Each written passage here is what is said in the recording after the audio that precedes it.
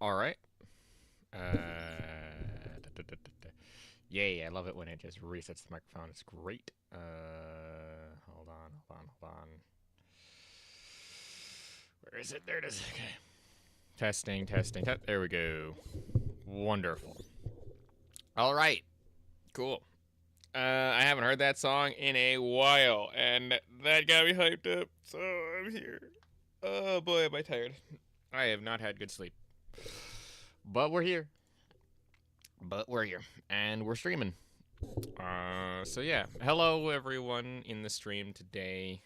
So I'm starting a little bit late. One, because I overslept, had some rough time sleeping, and two, just because I'm tired and stuff. But today we've got our opening yap sesh, as well as we might be linking up with Sanity if they're playing a game like multiplayer wise. Maybe if they're playing like Peak or something. Probably not. Probably gonna be playing Silk Song. Whatever. Might still pop in there just to say hello and play the game that we want to play today, which is a new game that I found. I didn't find it. I've been again watching this. These are a few games that I've been watching, but I came into some money because a friend of mine pays me to edit for stuff, and I finally got some work from him, and now we have some more things for that. So yeah. With that being said, let's open that up. Do open the display because I do have a lot of tabs open today, mainly because there are a few things that I wanted to talk about. Might as well hop into the whatever. Where is it? There it is. Hop into the Sanity VC just in case someone else wants to yell at me. So yeah, there's a lot of news that has happened this week, and I'm also having two more videos opening up this week. One about modding.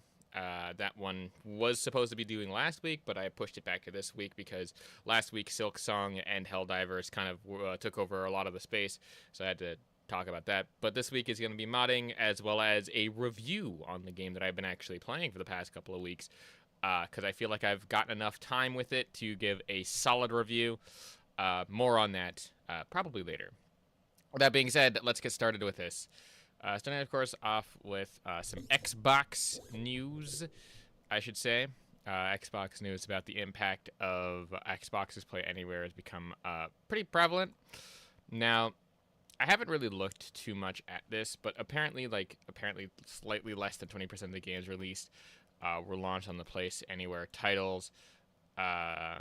More recently, however, the proportion has risen to over 25% on a monthly basis, which I guess is cool. I mean, I don't really know how to feel about that. Xbox's Play Anywhere program is like fine. It's basically like you can buy it once and you can play it on all of your devices, all of your different things, including Series X, PC, and even on gaming handhelds like your phone, apparently. Which is cool. Like, all that's fine and dandy and all that really neat stuff. But honestly, I mean, I guess people defending this is whatever. Not really much to talk about other than just saying, like, it's cool. It's an interesting idea. I guess. I don't really have anything to note about it.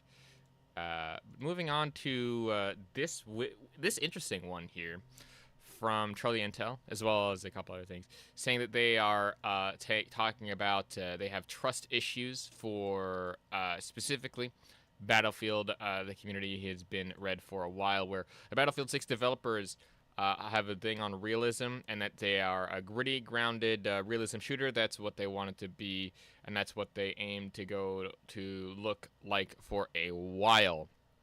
Now, this does actually like ring of some weird people being like, or some people looking at this being like, oh no, this is not good, and rightfully so. I mean, the thing with Call of Duty is that Call of Duty also said something I think similar to this, where they um, essentially said the same thing, very much so, talking about how, oh, for a while we're gonna be like this, and this. Unless people actually take a stand on this, voting with wallets, nothing will change. COD makes so much money, and Battlefield has a chance to get a taste of that. Look, so long as Battlefield stick to its guns, in my personal opinion, it should be fine. I don't think that you have to look at this and being like, oh, all of this is gonna be like good, bad, or the other thing. Uh, right now, I say hold them accountable to this. That's really all I have to say on that. Next up here is Borderlands news. Oh boy. For those of you who may or may not know, I think I have a few things here. Oh no, this goes to Viote. Oh, there we go. That's what I wanted to do. Is that Randy? That was also Randy. Cool. We'll move this up.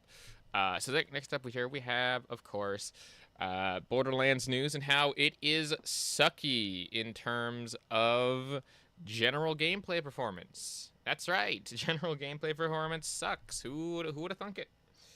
On a game like this.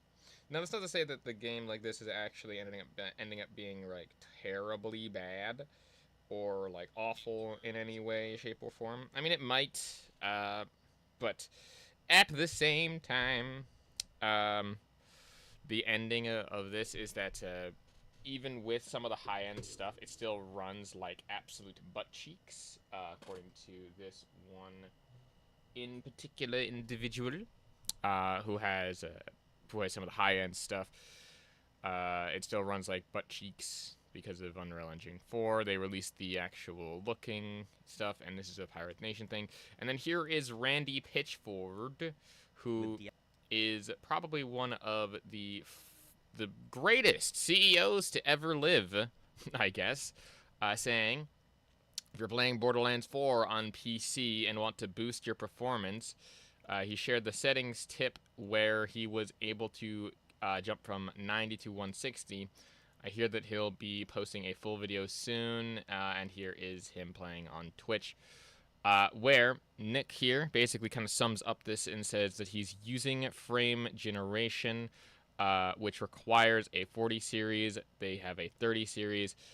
It's bad when frame gen has to be used to optimize a game. It shouldn't be optimized well. Not a great look, bro. And that's not really the best of looks. Shit, that's not what I wanted to do. It's not really the best of looks. Where this person is using settings that you can turn on. I personally, in terms of my like graphics and stuff, played with DLSS on performance with frame gen on. That bumped my frame rates from like 70 to about 160 FPS, turning on both DLSS and. He also kind of lied where he said that it went from 90 to that because he just said 70. So, you know, a little bit of a lie there, but we go on. The ending point that I'm trying to make here is the sheer fact that that they're relying a lot on like the frame generation stuff for this. And Randy also then is like, oh, if you're having trouble with this, just boost your performance by doing this neat little hack. And it's like a hack that everyone fucking talks about, and it's like they're all sick of it. I think Big Fry kind of talked about this. If I can find his retweet on this. He does retweet a lot. Nope. Yeah. Using frame generation as a crutch for performance is the worst of the current generation of games. Borderlands 4 performance is unacceptable for a $70 release. I mean, again, this is someone who's also working on a game as well. I know that Big Fry is working on a game, but the previous one that he said was for another Randy Pitchford treat that I wanted to look at here, where there's this whole big response of having we have to work on this through settings and climb to that and a PC build, blah blah blah, with 3 to 4 year old hardware. Mileage may vary. etc. But the quote that he's responding to is, code your own engine and show us how it's done, please. We will be your customer when you pull it off. The people doing it now are clearly dumb and don't know what they're doing, and all the support and recommendations and code and architecture from the world's greatest hardware companies and tech companies working with the world's greatest real-time graphics engine coders don't know what you seem to know / sarcasm. Now I'm not sure what he means by this, like whole / sarcasm thing, where it's like, oh yeah, code your own thing. It's like, so this whole sentence beforehand, you're saying that you would not be the person's customer if they were to pull it off with this whole / sarcasm thing. That's the worst. That's the worst part of that whole thing. Where he says he spends more time optimizing your game, Randy, a $70 game and 500,000 players on Steam, and you're still just yapping on X. That's true. Again, the part that I find weird about this is he says, like, oh yeah, code your own engine and show us how it's done. You didn't code your own engine, Randy. Like, that's the thing. You did not code this own engine. You're using Unreal Engine 5, and you just did not optimize it well. I mean, again, yeah, there's a lot of really cool things in there, but like it optimization has been some of the thing a thing that I've only just recently started coming around to as well. For those of you who may or may not know, I do like avatar things for people on VR chat, and I work in Unity the game engine. And in Unity the game engine, you can apply a lot of things to a very particular set of stuff. But all of that ends up really stacking up in terms of performance, especially when you're working in, I do it specifically for VR chat, but VR chat at least shows you how heavy your avatar is, where like you have to meet a specific threshold of requirements in order to, make all of your shit happen.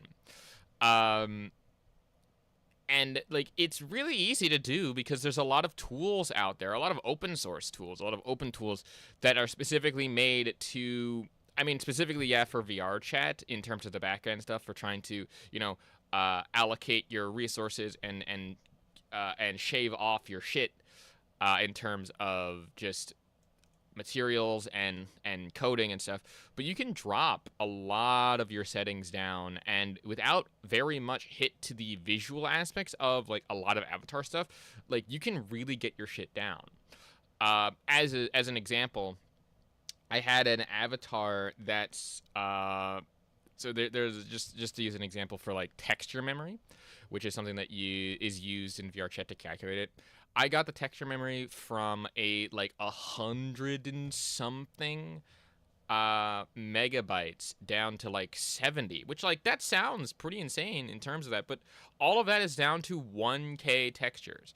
For the most part, there's a few that are like even less than 1K textures in terms of like size. That ends up working out really well in its favor because of various things. Again, I don't know the true like how calculations work, but the texture memory is one of the bigger ones there. The material slots are also one of the things you need to allocate as well, but that's talking in terms of VR chat capabilities, not necessarily for that. So there's that.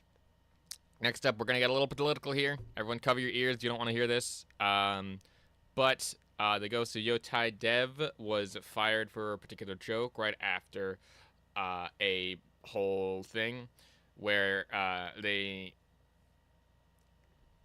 I mean, again, I don't know if it was a joke. I don't want to find the original from what I can tell here. At least the Red Dragon is understandable in this context. This is like throwing a bone.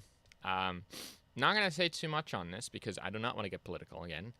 But if the Ghost of Yotai dev was fired over like some insensitive stuff here that they said on the internet, good, I guess. I mean, it's not like great that the person lost their job, but obviously in this sort of customer-facing job, it's not the greatest to kind of be making the, even if it is a joke, like make it in the privacy of like people.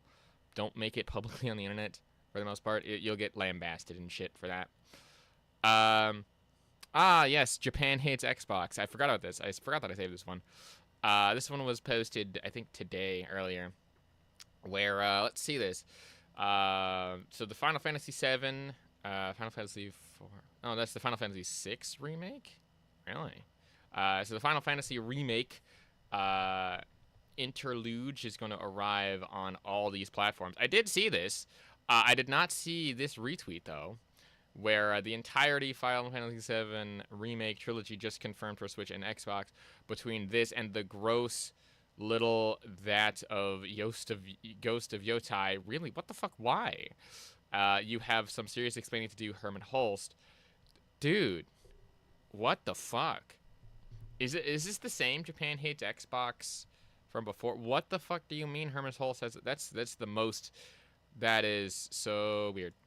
What else do we got here? So looking at some of the comments of the thing here, it's like, why is he targeting Herman Holst with the Final Fantasy, the Square Enix IP? That is true. He's really here. You can't get anywhere in life without that bus. It's a funny joke. Yeah. I mean, yeah.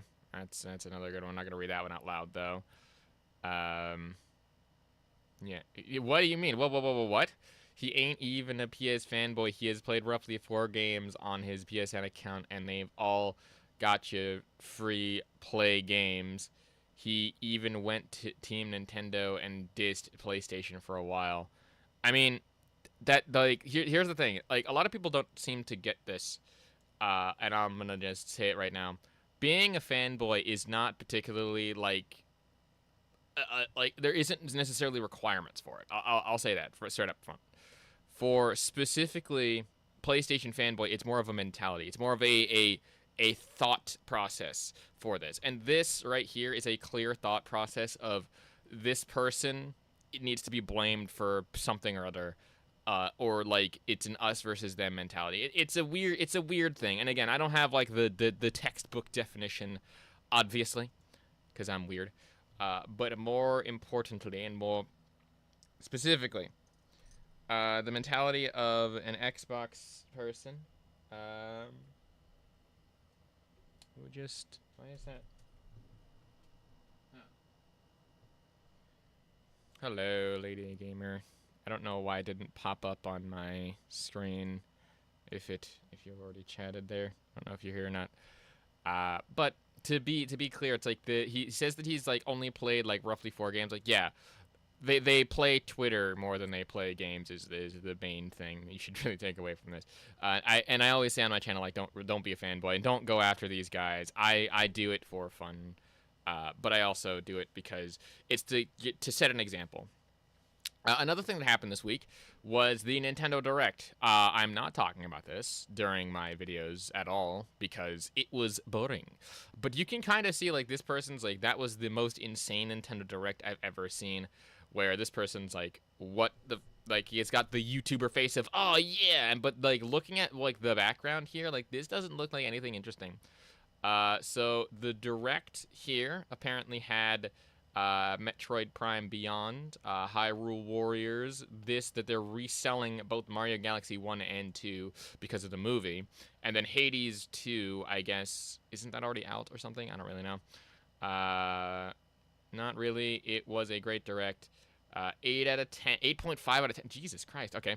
So there's a new Mario Tennis, and NS2 versions of several games, and dates for the Hyrule Warriors, I guess. MP4, Final Fantasy VII. I don't know what MP4 stands for. A new DK DLC. That's the new Donkey Kong game. Okay. New Fire Emblem. Not really worrying about Resident Evil Requiem. Isn't that already a game that's out yet, though? I don't know. Village and Biohazard. Really? They're all getting a Switch ports? Really? Fatal Frame 2 remake. What? Why? DQ7 reimagined. I don't even know what that game is. And they focused on closer to release games. I mean, I guess, but wasn't there also a... wasn't there also, like, okay, new Yoshi game, that's new. Dragon Quest VIII remake, really? New Pokemon, new Fire Emblem. Strange. And 4 first-party games. Difference between keeping your expectations high as hell versus medium. Well, I mean, like, it's not even keeping it down that way. But, like, they've showed off this. Like, they showed off this, which is the Virtual Boy Nintendo Switch 2 Classics, where they showed off and this is like the cardboard version. Yeah, this is the cardboard model for for $25. What? Are you kidding me? Are you kidding me? What? Yeah. Like okay. So this is one of the things that a lot of people, some people are gotten excited for. It's so strange to me. Because for one, I mean, like, why sell your biggest failure, right? I made a short about this, or I'm going to make a short about this. It's also like Nintendo Labo, but I'm making a short about this where they're literally selling what they classified as their greatest failure again. Like they're reselling everything, trying to get as much money from their old shit as possible, I guess. Like it's like again, the whole reason the Virtual Boy failed because it was VR before VR was like a thing, if you know what that is. This thing sold terribly, under 1 million. Not even it didn't even crack a million sales. Back in the day too. Back in its day, it didn't crack a million sales. Like the only other thing that sold like the only other thing that came close to selling as bad as this in terms of at least sales for Nintendo is the Wii U, and that only sold like 13-ish million. And like, dude, you're gonna resell what's essentially just this?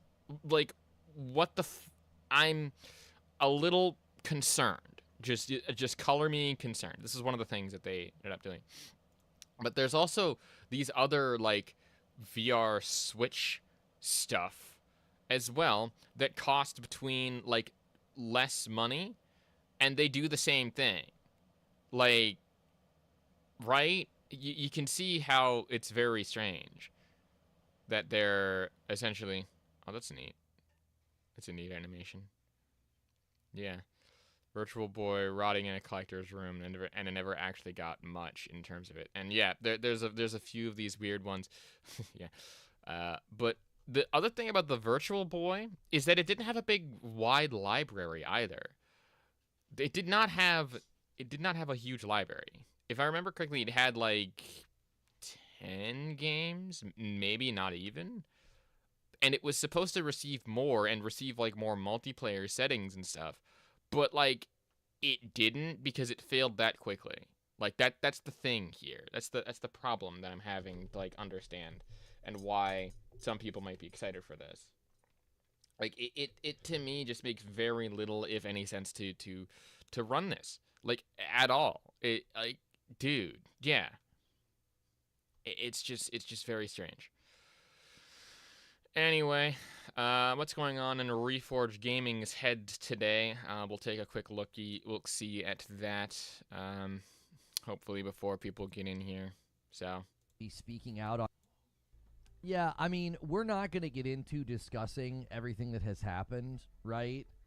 You guys know where I land on this stuff. I do not think people that work for developers should be speaking out on issues like this. I do not think people should be doing that, and I think it puts entire companies and projects in jeopardy. I think what the person said and how people are behaving is reprehensible. okay, so I think he's talking about the whole Charlie thing. Again, not to get political, but we're gonna have to dip our toe into this. So bear in mind. I, as a person, do not have much of an opinion on this. I only heard about this through other people, through the grapevine, and overall, I wouldn't say neutral. Definitely not neutral. I do think that what happened was a tragedy. What happened was bad. What happened made me upset. It made a lot of people upset. Regardless of your side, you shouldn't do what happened that day. etc. Be a good person. Listen to even your enemies. Like that's what I do on this channel. I try to listen to my enemies, and I try to show them my side and debate them in a okay light. It is not. I do it from the safety of my home. I know that that's vastly different from doing it live in front of other people. etc. Do not be. It's bad and it's tragic that a person lost their life. It is not worth doing that. Anyway, As for his comments, I do also believe that the people's thing is reprehensible. I will agree with you on that, 110%. Regardless, I do also agree that several other things, they shouldn't like their actions were reprehensible. That what they said was reprehensible. Absolutely. Again, even without seeing it, even if it was made at the expense, or even if it was like shown or done or whatever, blah blah blah. It's again, should they have lost their job?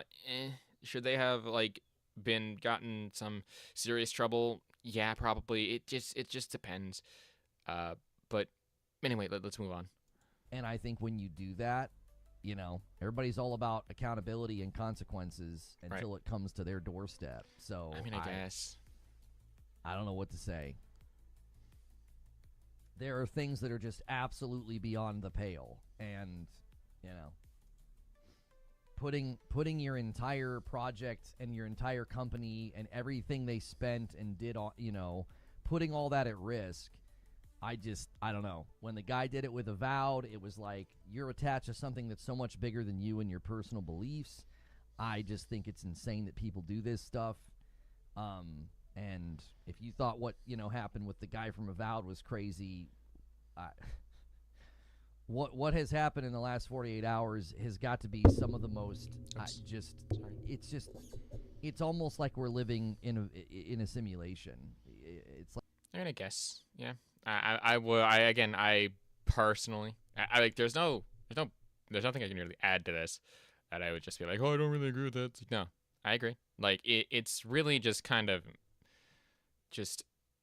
it's really kind of awful. And he holds his ground on the Tonga Punch situation. Even his chat doing the just to defend the new fired dev didn't cause him to change his mind.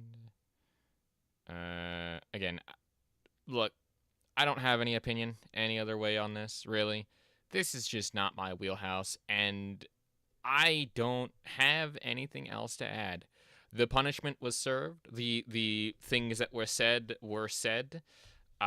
They were bad, I would say. They were a little bit and like, again, even some of the risque stuff, even like if Reforge is kind of putting it in like his own way of like, hey, yeah, it's just I know that makes fun of sound stuff, but I'm just trying to blast through this because I don't like talking about politics. But essentially, that's the problem, because we're stuck talking about it. But overall, not really much to add. Don't really think that I want to watch any more of this. So essentially, punishments were hands out. Whether or not they were just would probably be up to the people's interpretation. Overall, try to not do stuff like the stuff. So yeah, let's do this one. So Reforge, this one's back 2 weeks ago, which is one of the reasons why I find it weird covering him half the time. Because half the time you're like, oh, I agree with him, and the other half of the time it's like you get clips like this. So let's watch this, shall we? Oops. Well, they're doing that like meme of like smiling through the pain. This is good. This is what gaming is all about. You know, games everywhere and no exclusives. Yeah, they all of a sudden think that they didn't think 4 years ago. Just overnight, the entire Xbox fan base decided that exclusives suck and gaming is supposed to be about gaming everywhere. They all just bink like the Borg. They just all of a sudden think the exact same thing. Convenient color scheme, by the way. Borg, green. Okay, so what is the essential bits here? Well, I mean, I don't think that that's the case. I do think that there was a lot more people who were willing to accept it. I do find it interesting though how he doesn't give the same thing for, say, PlayStation guys. Maybe not PlayStation guys, but more PlayStation PlayStation what's it called? What the fuck am I thinking? PlayStation the company, I should say, where they had meetings not too long ago where they said, "Oh no, PlayStation's the best place to play. PlayStation is is the only place to play. There is no other place like PlayStation. And then out of nowhere, they're like, oh, we're just going to make our games everywhere, and then we're going to switch over to a monthly business model. Practically overnight, in terms of at least the company. And then you get the community who's like, no, well, why the fuck are they doing that? They're all garbage and ass. And it's like, well, like, when they come to our platform, it's all good. Like, to me, sorry, people are talking in the background.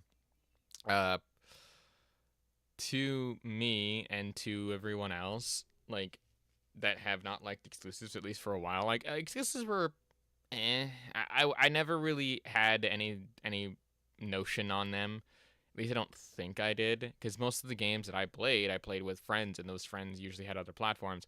And I loved it when a game had multi-platform stuff, even back during the Xbox days, because it was so at least rare and novel at the time. And I'm like, why don't we have this on like every game? Because it's so easy to do. But no, apparently I didn't have that mentality back in the day. And it's like, oh yeah, I buzz off exclusives because I'm an Xbox guy. It's like, no, I don't really think that that's the case. I think that it comes down to, you just weren't listening to that side of the people that wanted more games on more platforms, and you're still kind of not listening to them. It's like, oh yeah, they're all switched over to the Borg.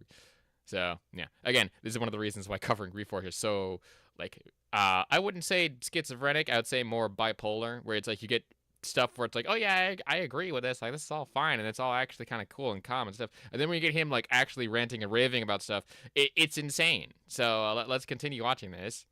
Just overnight. That's why this discussion is happening. Why this discussion is happening. Mm-hmm. That's why. Sure. Because they need it to be true. They want it to be true. It's why what the man said in the Discord immediately got spun into that by the podcasts, by the reporters, by the journalists, by the outlets, by the YouTubers. You want to talk about unplugging from the Matrix? The minute you step back and you zoom out on this, oh, buddy, the ability that Microsoft has to craft these narratives, it is got to be one of the most impressive things I've seen in all my years doing this. Pot kettle, I guess. It's also very strange to me because I see a lot of that also happening on the PlayStation side. It depends on where you look, obviously. But I see that, like, again, they definitely twisted into PlayStation sides as well. Not just in terms of general stuff, but hey, hello guys. Rojan and Lady, if you're here, I don't know who's here, who's not, because I was charging my phone, and apparently my chat just does not want to load for whatever reason. It's really dumb. Anyway, where was I? Yeah. Why isn't my chat not working? Why did it not pop up on screen? I'm so pissed. God damn it. Maybe because shit's just not working today. Fuck. I hate that. Anyway, where was I? Oh yeah. Very dumb stuff happening overall. Is Ray Stream just gonna like have a stronk today? I think it's just having a stronk today. Awesome. Sweet. Cool. So we'll just I'm just gonna hide that for now, the chat, which sucks, cause where the fuck is it? Oh, there it is. I'm just gonna hide the chat for now, because apparently, oh, is it good? Might be good or bad now. I can't tell. Someone might need to just like send a chat messages. Let's see. Oh, that's right. Sanity is Sanity is doing the stream today, and they just joined. Q. They're also probably getting ready for a stream. This is why I started a little bit earlier than Sanity, because I wanted to get the Yap session out of the way. Let's just do a test to see what's going on. Just gonna throw that up there. So it should be in the actual. Did it not go through on Twitch? Oh, that's so dumb. Oh no, that's not good. Oh, that's so stupid. Nope. It's just not working today. Sweet. That's gonna suck. Oops. So I'm gonna have to rely on my phone until a later date. Wamp wamp. Anywho, we're just gonna hide Discord for a quick second here. Anyway, to kind of get through this, so I can get to doing other things. Probably also deafen myself here, just so I am not disturbing. I know that they're deafened as well, but courtesy. Anyway, not important. Where am I going with this? Anyway, but yeah, covering him is very strange because you get takes like that. In any case, to kind of make a long story short before I yammer on more, essentially, covering him has always been sort of strange because when doing so, you always get like these weird sort of mixed signals for things. It just is not. I don't know. What was I talking? I completely forgot. I completely derailed myself entirely. So yeah, we'll just, I guess, finish up watching this and then finish up with the other things I have in store here. They answered one question about Black Myth Wukong, and it completely took over the gaming dialogue for weeks.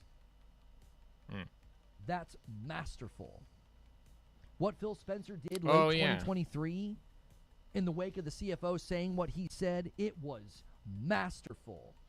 We have no plans to put Game Pass on PlayStation and Nintendo. I mean, just absolutely masterful. I mean, yeah. Sorry. But yeah, I mean, I guess that makes sense. If they have no plans, they have no plans. It's like you can't really stop them. It's not really how this works. Saying like, oh, well, we don't really have any plans to do this, that, and the other thing. It's like, yeah, and them crafting the narrative is like that. Oh yeah, but when I don't know who the fuck was it that said it in that PlayStation call, or they're like, oh, we're doing this because we want the players to come to our platform for the sequels to our games before like God of War Ragnarok was released like 3 weeks later. Like, oh yeah, that's totally not creating a narrative of some kind. Like, no. Like, yeah, no, it's fine, thank you. But totally not generating a narrative of, oh, let's just not, you know. Yeah, the chat's just fucking frozen. That's stupid. Maybe I need to redo the chat, or maybe I need to refresh it. Man, that makes me so angry, dude. Anyway. Where was I? Oh, yes. So, but yeah, saying like, oh yeah, Xbox crafts this narrative of this, but PlayStation doesn't. Like, how does that make any sort of sense? Like, at all? Like, like PlayStation obviously does marketing. PlayStation obviously crafts their own narratives and stuff, but like, not at all. You know, that's just how this works. You know, it's fine. It's whatever. Anyway, when was this one done? Yeah, we don't need to see that because that was released 2 weeks ago. It's a little too old. Yes, the nib thing. I wanted to talk about this. We'll talk about that to last, probably when... what the fuck? Okay. There have been another few people that were here. Luckily, I'm still muted. We'll do this. So let's talk about nib stuff here. We'll end off on this, as well as we'll do the last two, probably with the other people that are in the call, just because it's funny. So yeah. So my controversial point I was going to make is I wish they wouldn't actually design around 60 frames per second. Why? I wish they, and I know this is specialist, so it wouldn't happen, but I wish they would design around 40 as the sweet spot point. Facts. Because when you have like a VR, 40 to me is the perfect balance, because you get all the bells and all close to all the bells and whistles, but it still feels dramatically better than 30. It's like a perfect sweet spot. It's not, obviously it's not as smooth as 60, but it's sufficient. I would say that I could definitely ride with you on that, Nib, on a lot of the single player games. I do like the games that I've been able to experience at the 120 frames in the shooter realm. You know what I mean? A little bit more. But yeah, I could see what you're saying. Like for a game like Expedition 33, right? You're saying that at 40 sweet spot. That's what you're saying. Yeah, 100%. Even like say an Uncharted 5 or whatever, Intergalactic. Yeah. Like I have a feeling they'll have like a 30. I think I think that is controversial because I think a lot of people would disagree with you. But I don't think that you're wrong. I think it's a personal preference. And you do notice that a lot of games on console, right? We don't have all of the options that PC has, but on console it does have a balance mode. And balance mode is generally that 40 FPS with all of the ray tracing and this and that and the graphical fidelity and all of that baked in. Yeah, but didn't they promise? Like that's the thing that I never understand here. The thing that I will never ever understand is how people look at this and be like, oh, they're giving us this and this, and we have all these settings now for consoles. It's like, yeah, but they promised you 60 verbatim. They promised you 60 standard, but now you're like, oh, we'll just accept 40. Like, no, they straight up lied. Like I think that's my and a lot of other people's problems. Like they said like, oh, 4K 60 is gonna be the standard, or like they're gonna aim for 60 FPS as the standard. Like, dude, it's unacceptable that in balanced and / performance mode or something you are not reaching 60 verbatim, or you're not like doubling frames and stuff. Like if I ever did some sort of balanced thing, I'm expecting like pretty like higher than 60, but that's just me. It also depends on what I'm using, because I know that for my VR headset, for particular games, it going even above like 30 or 40 is fine. I would prefer if I could go more, because that's just how I is. But it's always capped at a specific frame rate. So, yeah. But that's for VR specifically. And that's using a lot of other twists and turns and a lot of other like optimization stuff. So, it context important, and people would probably use this again. People are like, oh well, you're accepting 30 or 40 frames. Like, yes, but I have a very particular context in terms of virtual reality, which requires, I think, a lot more processing power than standard. But that's just, again, me. But who the fuck cares at this point? Anyway, but if they promised me 60 and then they only gave me 40, like, dude, because they're able to take those frames down a bit. You lose a little bit of that. You lose some of the lighting. You lose some of you're not going to have ray tracing when you're having premium performance. That's on console. So that, yeah, but if it's optimized correctly, you should be able to get pretty good performance regardless. And also, you don't need the really good graphics. I would prefer like a higher frame rate than great graphics. But then again, that's coming from someone who plays other games. And we're going to be playing Sulphur in a bit if we don't get caught up in whatever the fuck is happening today. So, yeah. That's the trade-off. Yeah, what we're getting now is just really shit IQ. So image quality at 60 on a lot of games looks so bad. Like, we were dropping down to like sub 720p last time, and I'm like, you know, that meme with the caveman, like, what year is it? Like, that's how I feel sometimes. Like, oh my god, I feel like the fact that this person's probably older than me and doesn't get like the reference of just calling that person the caveman. Number one, that caveman is fuck. I know his name. Don't say it. It's the one comedy actor who was in Aladdin, the first one. It's not Johnny Test. I don't know why I'm thinking that. I know it. I hate that. I can't remember. Fuck. I've completely forgotten now. I'm upset that I am legitimately upset that I have fucking forgotten this. Genuinely pissed off. It's not Tim Allen. Fuck.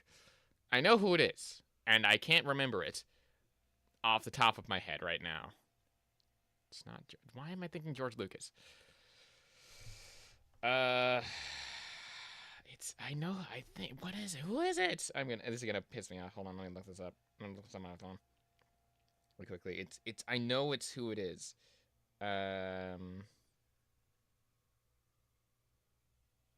1992 cast. Robin Williams. That's who it is. Jesus Christ. Why did I have to look that up? But yeah, Robin Williams. That's who I was thinking of. That's who the fuck that the guy is. He was in that movie. It's a great movie. But yeah. Anyway, I wanted to take a look at this just to like show off that Batman, the Lego Batman Legacy of the Dark Knight, coming to the PS6 in 2026. Pretty cool. But look at how good, like, just kind of look at how good this game looks right here. Look at that.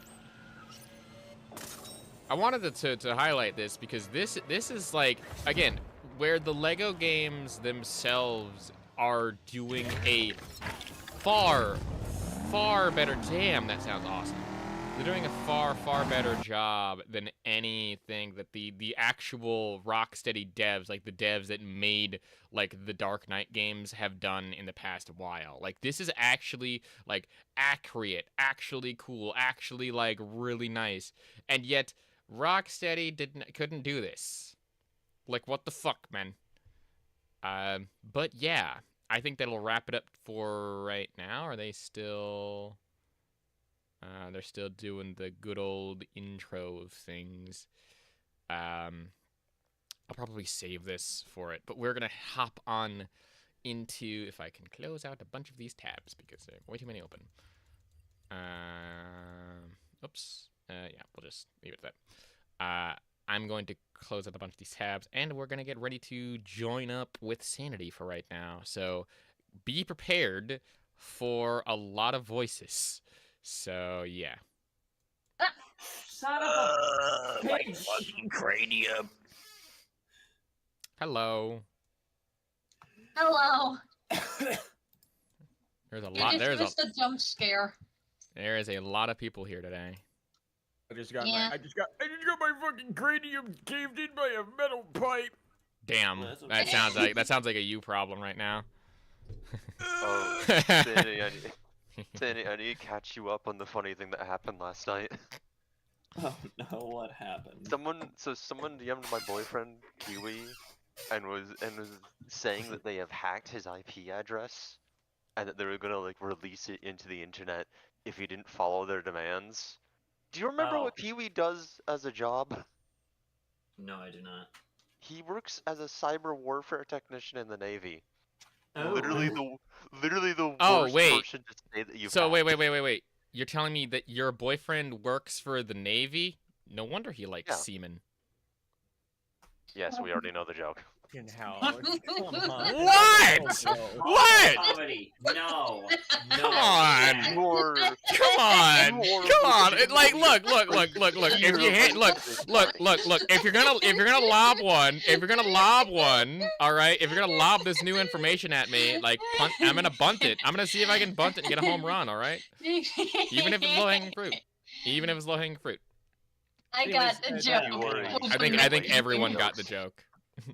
That You was were- amazing. You were You got a the year joke, late it to doesn't this. mean it was funny. Well, okay. I would rather look. I'd rather come a year late than never come at all. All right. I'm going to find you and I'm going to bash your head in with a goddamn cast iron frying Do pan. it. Well, I am You're gonna make it- pansexual. 3 for 3, baby. Let's go. Let's go. And you're still doing these shit puns. What are you talking about? These No. puns are great. Just like how I grate You know what? cheese. You know what? That worked. Alright, that's it. That worked. I'm going to unleash Kiwi on your network like a feral dog. Please. Jesus Christ. Oh, Jesus. You know what? That works for me. I'm going to hit you with a frying pan so hard you'll look like a sniper after one round of high tower. Oh I my thought you God. were gonna turn him into a Okay, that pony. one I don't get. That one I actually don't get. Just two. Don't worry, Nope. Game High Penguin. tower. Oh. Don't worry, Game That's not- Penguin. I thought your jokes were pretty great. Thank you. Thank you. You're not the only fun person here. Yeah, I think Anyways, Ryu- fuck. I gotta bring. I gotta. Motherfucker. I'm gonna. That's what Religion also said. I'm gonna come. All right. So Anyway. Yeah. But my chat's still I fucked have- over here. I'm I upset. have like this insane backlog of different videos that I wanted to take a look Oh, at for a while. wait, but I just never before, got around to- oh god. I know. I'm saying backlog videos. I promise this will probably not take too long, but I wanted to share this because I've been sharing other things on my stream earlier today. But I found a coffee brand that I just want to laugh at this for like 30 seconds. What? Oh, hey, you're doing still stress. I can't word today. Rough Yes. week. Nobody can word today. All the words have been. All the stolen. words are mine. yeah. But pull this up on stream because I want everyone to yell at this. All right, hang on, I So- gotta see this shit. So I have. Hang on, my computer is. No, wait, I thought that was you sending it to me, but no, it was Netherless sending me Skibbity Toilet 7. God damn it! Again, Ugh. more of No. this. Son of a bitch. All right. So I've talked about a lot. For fuck's sake! Nice. Netherless, I'm going to find you. All right. Anyway, I know so I'm on the complete opposite I- end of the I have- fucking continent, I but I have- can and will. so I don't know if anyone can see this, but I have found a coffee brand by the name of Fox and Coffee that I was just Pops scrolling. Coffee? No, Foxen, Foxen, Foxen. It's a fox joke. It's awful, but more awful than that Fox joke is this. Oh, I can't Oh, really. yeah. I can't really pull it up on stream because it's on fucking Discord. Oh, yeah. But the cage is still open. Well, The no, cage- no. You might notice a problem. I can tell that it's That's AI not- straight away. Thank you. Oh. You didn't notice? Wait, hang I- on, hang I on. noticed I some can try weird and fix things this. about the fucking like cage. I'm like, they could just leave. And Yeah, it looks no, really weird. But There we but go. it's not just this. Like it's not just like one AI generated meme is not a laughing stock make. If we go to their actual page, they're all gonna be AI, aren't they? just Oh no. Oh, that is. Oh, no. Ugh. you can tell What It's the? just- This is. it's garbage. This Is is what it is. just sad. I'm this still is I'm still just going. By sad. the way, I'm still going.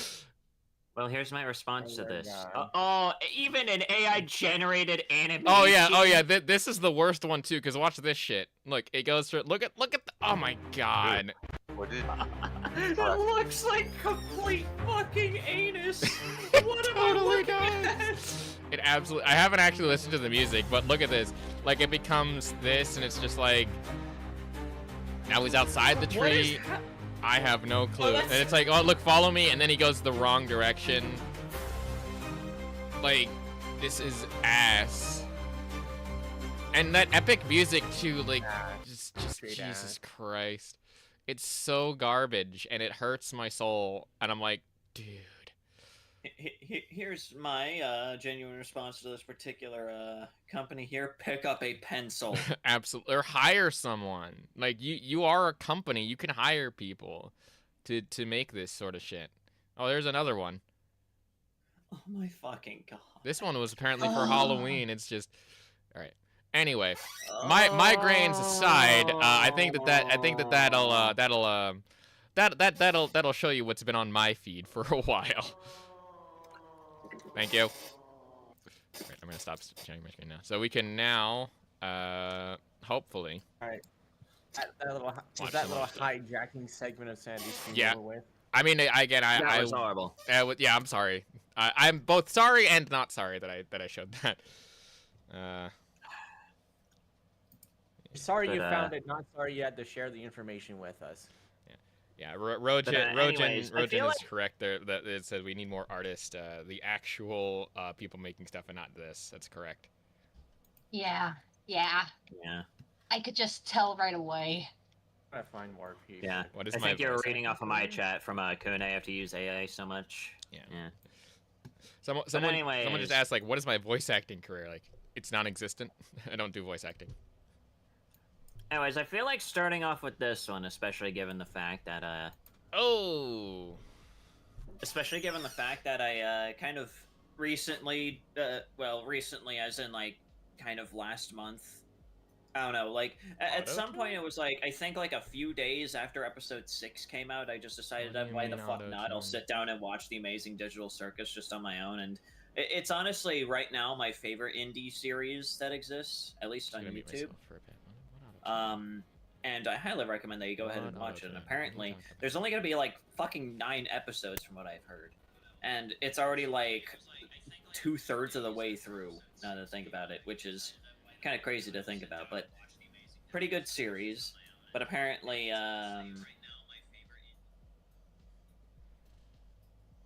the wheel chose Pacific Drive. Yeah, I finally decided to circle around to that game after God knows how long. But Oh, jeez. apparently we have. I'm not gonna this ban guy you, who's dude, gonna, but don't. like, I'm not a political deconstruct, guy. Someone just You are not a kid. understanding. You may still. Wow. boy. Okay, I'm gonna. But I don't have auto tune. I am just. This is just my Fucking voice. You're gonna- You did. Anyway.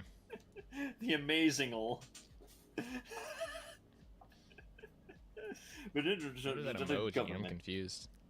Also, my chat still busted. Chat still busted. Fuck! I hate this. I hate this. So someone. Whatever. I'm just gonna start the fucking video. Yeah. I'm gonna lose my mind if I don't. I'm not With gonna all say what honesty, someone I'd just have said to in my say chat. TADC Episode 5 Untitled is my favorite episode of the series so far. It does such great character work for much of the cast, and the adventures the cast go on in this episode were so fun and out of the box when it came to the creativity. And these are all praises that Vanity Moth, the topic of this video, shares in his video on the episode as well. However, he also has quite a number of criticisms with the episode as well, which I will be getting into. I do want to know though, however, that it's Expecting to see. What? Excuse me? I was not expecting to see Jackson in a maid outfit. Wait, what? Oh, Wait. Did you not see the episode? 5? Did you not see the Did you episode? not see episode I have. 5? Okay, I have not watched the series since. Okay, hold on. First of all, I have Okay. seen way too much art of Jackson in a maid outfit. I'm gonna be clear. I think I'm gonna have to stop you right there. I'm not gonna say anything more, but I'm I've gonna stop you right there. I've also seen a lot of just general No. Jax art when Before the that point, actually. when the I'm gonna stop episode you right came out. there. No, not bad art. Not like NSFW art. Like I've just seen a lot of like actual good art, like some really solid stuff. Even a comic too, like of like him freaking out and him obviously. like breaking down. It was like that was really good. I think I reposted a couple of that when the episode came out. But there was like so much on my timeline at the time. Yeah. Yeah, like Pyro said, that was his favorite episode. I agree. I'm just shit, saying. did I miss- I miss haven't you watched the series since the pilot episode, so I was not expecting to see Jackson in a maid outfit. Oh yeah, yeah, 5 episodes to quite catch a up lot on. of catching up to do because Oh yeah. I'd like to say that Jackson a maid outfit is the weirdest thing that's happened in the series so far. It's not. That's not. It's definitely not. I personally liked the Kinger episode a lot. Like that was a good one, just in terms of. Oh, the Halloween one? Was it the Halloween one? I don't remember. Yeah, it was. Okay. Was it That- the one where it took place in a manor? Yes, Yeah. that was. I have Then that yes, great- that's a Halloween That one. was a solid one, only because I've been watching a lot of the Surfer Blight stuff, and that was real good. That was like bone chilling, but like in a good way. There are I so am many violently fucking derailed, amazing but quotes to come out of let me this. get but back for on some track. reason- Yeah, we can get on track now. Anyway, I'm right behind you, aren't I? yes. I'm right behind you. That was such a good line. It's a seal coming down from his magical Oh. tree. He is real, don't you frown, he can live in the sea. It's a seal, me and Y sharing all the stories. He's a steel, super nice, solving all my worries. It's a seal, break it down, do a wiggle for me. How to feel, turn around, now you're feeling dreamy. It's a seal, making rhymes, feels free as a bee. He is teal, not surprised, that is all he could be. It's a seal, what was that when I meet? Neil, why did you send me this? I don't know. it's- It came it's- across my feed. It's really good. Send that to me. I could use that. You mad? Is it It's a real? good Is it one. bad? Is it making you sad? It's a seal, It just came across my feed. It's like, you know what? Is it really all lies? It's a seal coming down from his Like magical a tree. solid minute. It's a bop, really is what it is. good. It's a fucking bop, dude. Yeah, no, it's really good. It's just the ultimate showdown of epic history or whatever. I don't remember that. It's that fucking silly song. Guys, the seal coming down from his magical tree. It is. It is very much so. Anyways, getting into. I do want to know though, however, that it's incredibly evident that Vanity Moth recorded and made this video before episode 6 released, where a lot of his criticisms, I say with air quotations, are fixed. So for the sake of engaging with his argumentation in good faith, I won't be using anything from episode 6 in my rebuttals. But with that being said, let's jump in. But outside of her interactions with Kane, this is easily Zubal's best episode as she contributes a lot to this entry, with both sides of her personality being on full display, with her genuinely wholesome and supportive interactions with Gangle always bright. Listen, all I have to say about Zubal and Gangle is they fucking... Agreed. I come back to they fuck. Excuse me. They fucking... Jesus. They fucking... Agreed. Okay. But on God's green earth, day 6! Is it I don't think anyone that has at least seen the Amazing Digital Circus would disagree with me that Zubal and Gangle are fucking... Again, agreed. Okay, there we go. That's what it is. That's what I'm missing. There we go. Cool. I'll just leave that up on screen. In the mood, and her abrasive and mean side being more confrontational than we have ever seen. Oh yeah, and also I just remembered this particular segment had and Jack's making fucking Breaking Bad reference. Oh yeah, this was a good one too. I loved the style of it. I fucking love episode 5 purely because of just how absolutely chaotic it is. Yeah, no, but look in the background there. Look what Kane is. Just radical. Radical. That's good. Totally garnular. What? 4, with her hostile, intense interactions with the Jax. Be that as it may, we are now 5 episodes into the series, and she has barely had any interactions with Pomni, and with her character being so defined. Oh my god, this segment was okay. They need to make an entire actual segment of this. I do not care. Is it part of this because we haven't actually had Zubal's episode yet?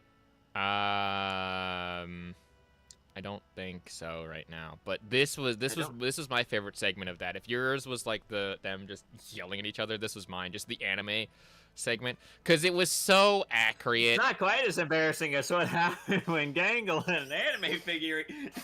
What? I'm sorry. Say again. Well, you haven't seen. You said this is your favorite segment. That literally happens towards the end. I know. I know. I'm making a joke of like we can move on. No. I will literally break a foot off into your butt cheeks. Don't. I was alive for that, idiot. I saw that firsthand, and I still die. Like, not firsthand as I was in the room. It's more of like firsthand as like secondhand embarrassing from seeing just the picture. Gross. Right. Anyway, moving on. And her rivalry with Jackson Kane, it leaves little room for her to ever develop any sort of dynamic with Ragatha, Kinger, or the main character of the series, which is a blind spot that isn't an immediate concern, but something that needs to be rectified before the series ends. This is a simple problem to explain due to the fact that I'm sorry, I love that moment too. It's just like, I already forgot what you're... Yeah. Another good moment is the one where the guy walks up to the microphone and is like, I would "Oh, sick." If you knock out the pitcher. Me. He left delivering concussive force. I'm gonna be honest, I have all of no the idea episodes except episodes 4 and 5 have been incredibly disinterested in engaging in any of the adventures, and even in episodes 4 and 5, she was forced into them. You can't expect a character like Zubal to develop dynamics with the rest of the cast in adventures when one of the main traits about their character is that they are disinterested in going on adventures in the first place, preventing them from developing dynamics with the cast. Now, wait, hang on. I'm sorry.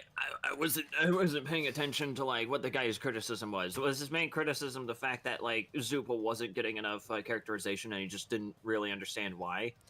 All of the episodes except episodes 4 and 5 have been incredibly, but something that needs to be rectified before the series ends. This is a Fuck, I didn't go back. Character of the series, which is a blind spot that isn't an immediate concern, but something that needs to be rectified before the series ends. I think you need to go back a little further.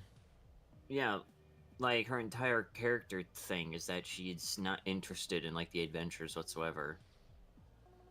This is a simple problem to explain due to the fact that Zubul throughout all of the episodes except episodes. And I'm pretty sure, like any good person who creates a story like The Amazing Digital Circus, there's a reason. Goose certainly has everything all planned out trademark. Yeah, but there's probably a story reason as to why. Everything's already planned out. 4 and 5 have been incredibly disinterested in engaging in any of the adventures, and even in episodes 4 and 5, she was forced into them. You can't expect a character like Zubul to develop dynamics with the rest of the cast in adventures when one of the main traits about their character is that they are disinterested in going on adventures in the first place, preventing them from developing dynamics with the cast. Now, you can argue that episode 4 is a case where they do mishandle Zubul since while they are forced into an adventure, they don't have many interactions with the characters. However, this makes sense if we look at the context of the episode. Not only is it a Gangle-focused episode, but the situations they are in where they don't display any other interactions with the cast is justified, simply because they are solely interested in just doing their job so that Kane doesn't punish them. Yeah, the motherfuckers are just doing their job. Yeah, it's again, it's one of those like things where it was a mundane job. Suddenly turn into his inspiration, if you know what I mean. As I think both you and I can attest to this. Even it's supposed to be like gradual, honestly. Well, no. Yeah. It's also like just the setting. I think both Sanity and I, who have I like just suddenly worked, remembered the fucking. Hang on. Yeah, we both worked jobs before where like it's just like a standard 9-to-5 job or whatever.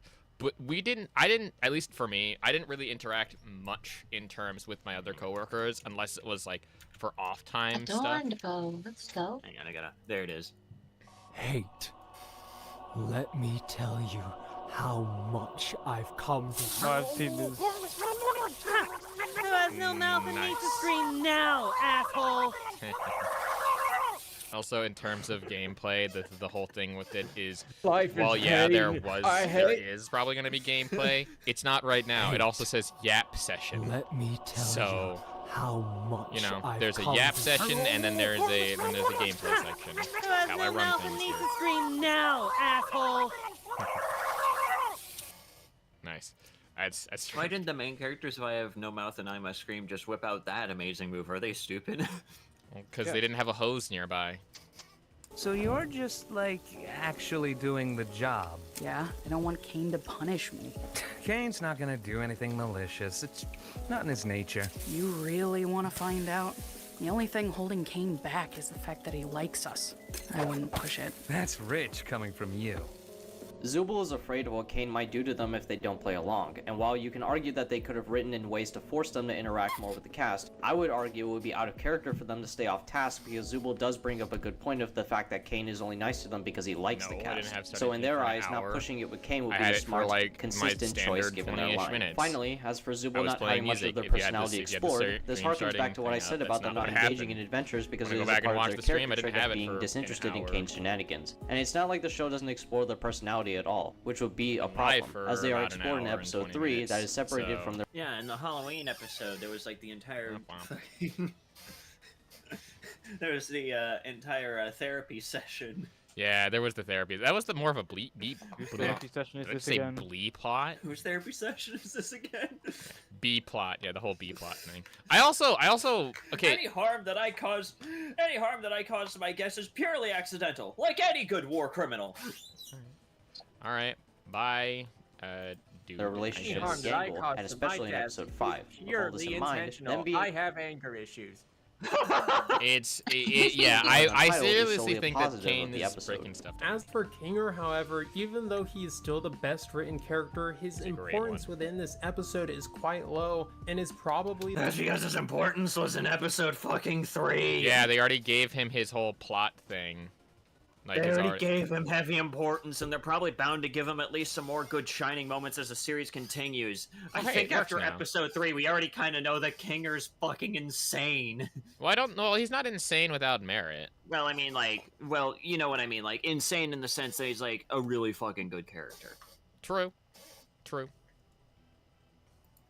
He's true. The weakest link of the character. And hell, more of that is explored in episode 6. But again, this entire thing that he's responding to was clearly released before episode 6. So yeah, I wouldn't exactly bring that up. Characters in this entry, as he never gets any meaningful character. I forgot about the blowjob scene. it's not that what that is, but like it's the joke at least. Yeah, that's why I call it the blowjob scene. It's so good. I did not have sexual intercourse with that king. I did not have sexual intercourse with that clown. No, it's isn't it? I don't know.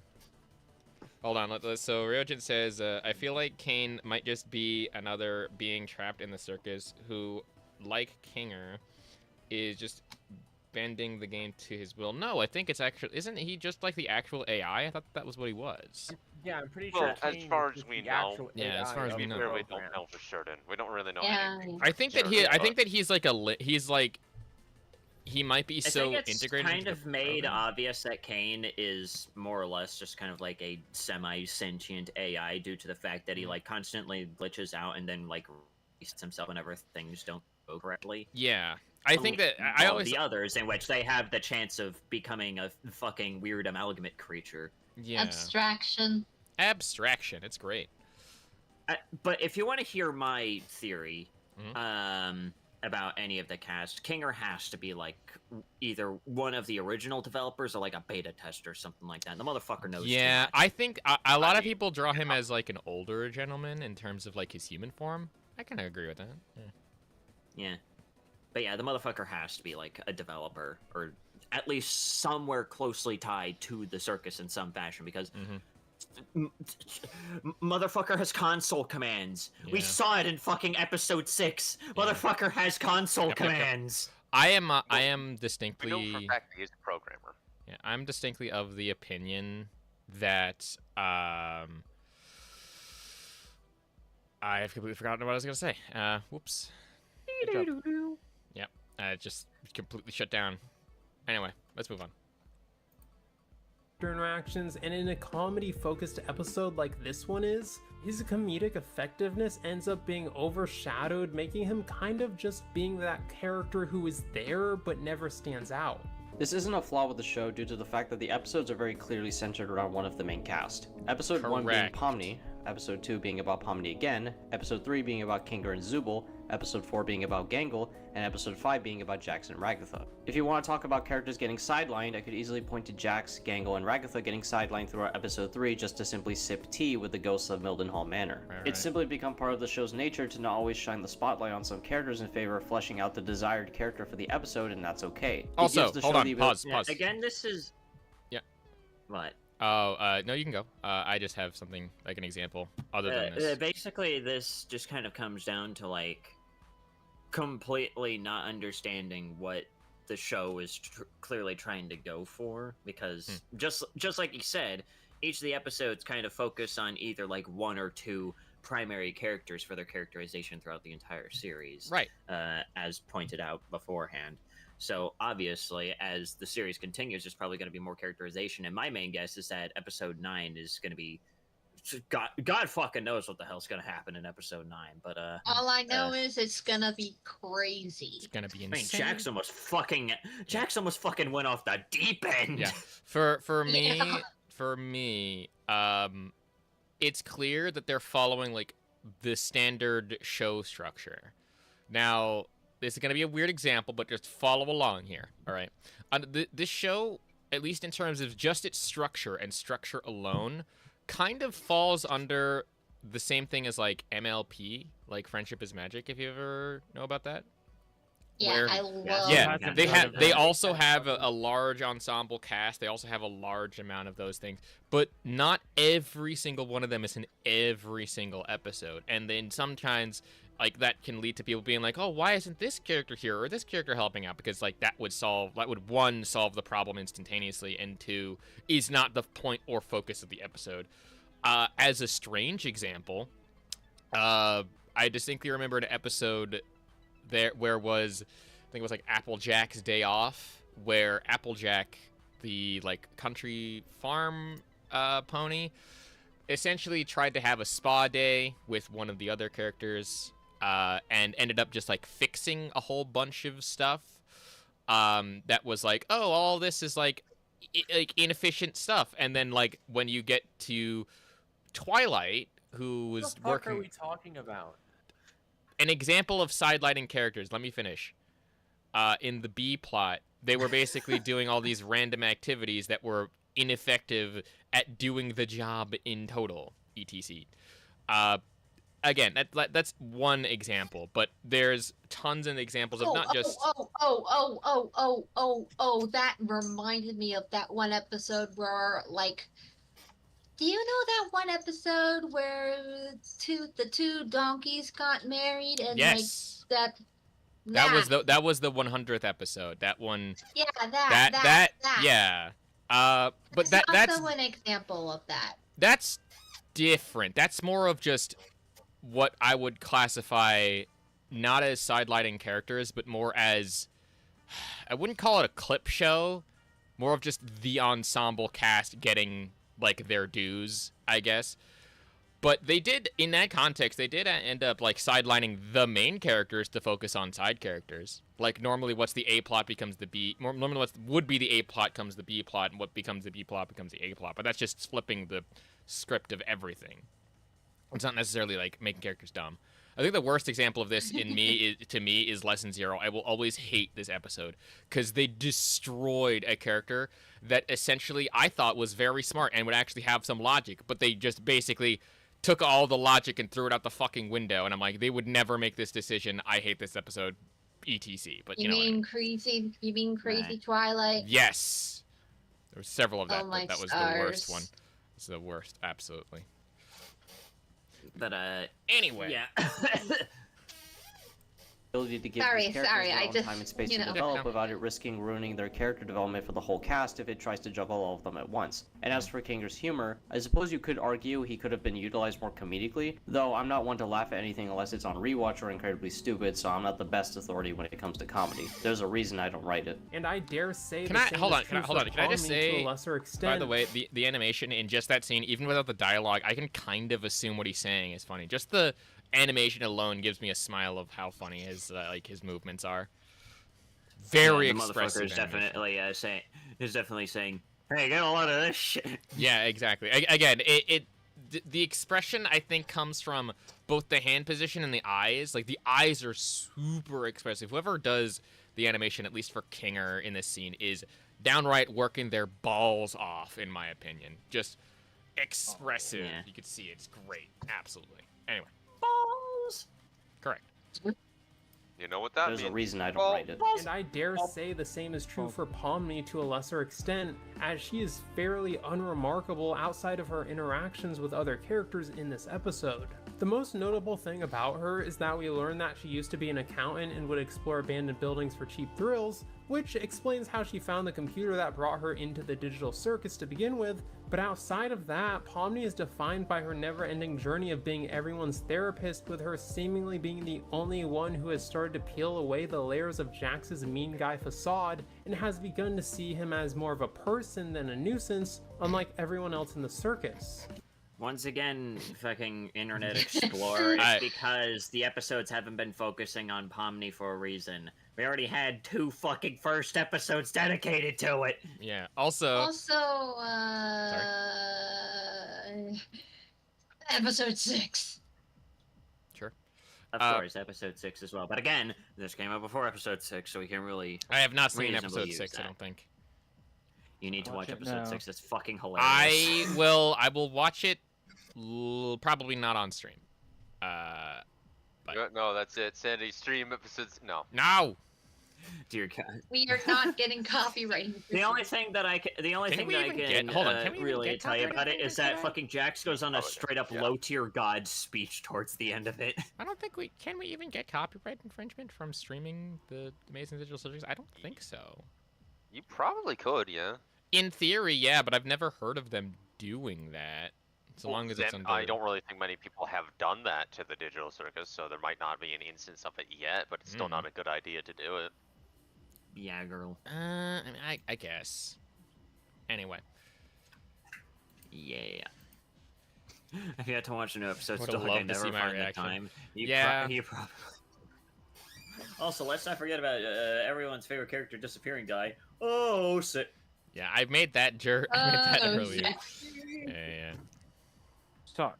Oh, We need a full episode dedicated to disappearing guy. I'm joking. yeah. But, Clearly. Oh my god, Greb. Hello, Grid. It is the Jesus, it's British. Holy shit, she's finally awake. After 17 trillion years in stasis, she's finally been freed from her dungeon. I thought that I thought that she was frozen in carbonite. Back into the basement you go! Oh no! No, no. Get the plunger!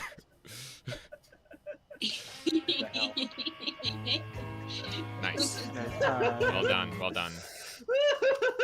Well done. Glad to have you back, Grebs. Yeah. I want to die. No, you don't. Are you still working off of the neighbor's internet? No. You got That's a new yes. router, so I hope not. I hope not. That's a telling no. Just no. I think the answer is yes. You guys missed me. I missed you. Did we though? Yeah, we did. All right, Game Penguin, time to go into the basement. No! Yeah, I could drag him into the basement. Get into the basement. It's a joke. It's a joke. Jesus. What the hell? Stop hitting me with duct tape. Unavoidable punishment. Alright, anyway. I have to question why you think Pomni is now defined as being everyone's therapist. Pomni throughout the show in episode 5 has shown to be a truly empathetic character, but up until episode 3, she was also scared. She may have been scared since first entering the circus, as anyone reasonably would when you're suddenly being transported somewhere so wacky and zany out of nowhere, but she doesn't let that stop her from being empathetic when she senses someone is hurting. With cases like Gummy Goo and Gangle, she is shown to be caring and understanding, helping those go through their struggles because not only does she know the feeling, but to be quite honest, up until Kinger, she didn't have anyone else to help her through her issues, which makes her interaction with Gummy Goo all the more impactful. She didn't let her— Oh, looks like one of these guys made it through. What? Don't remind Yeah. me. Don't No, but remind me. here's Don't the remind ending. me. Here's the ending problem with that though. Remind her. Or not really a problem, but like the criticism of Pomni isn't being utilized and it's just everyone's therapist. So hold on. You're talking about a character who's characterized in the show as being empathetic, being like, oh, she's just everyone's therapist. That to me sounds so demeaning, right? Is that just me? Yeah. I'm not gonna get used to this. Oh, looks like one of these guys made it through. Wait, what? Nice, nice. The Well done. only thing that I can think of when I'm thinking of looks like one of these guys made it through is the hydraulic press one. Nice. I've been trying to find that video forever. I lost it. Failure. Failure. I'm sorry, but whenever I don't know why, but I immediately thought when I saw Gummy Goo fucking die, all I could think of is just this.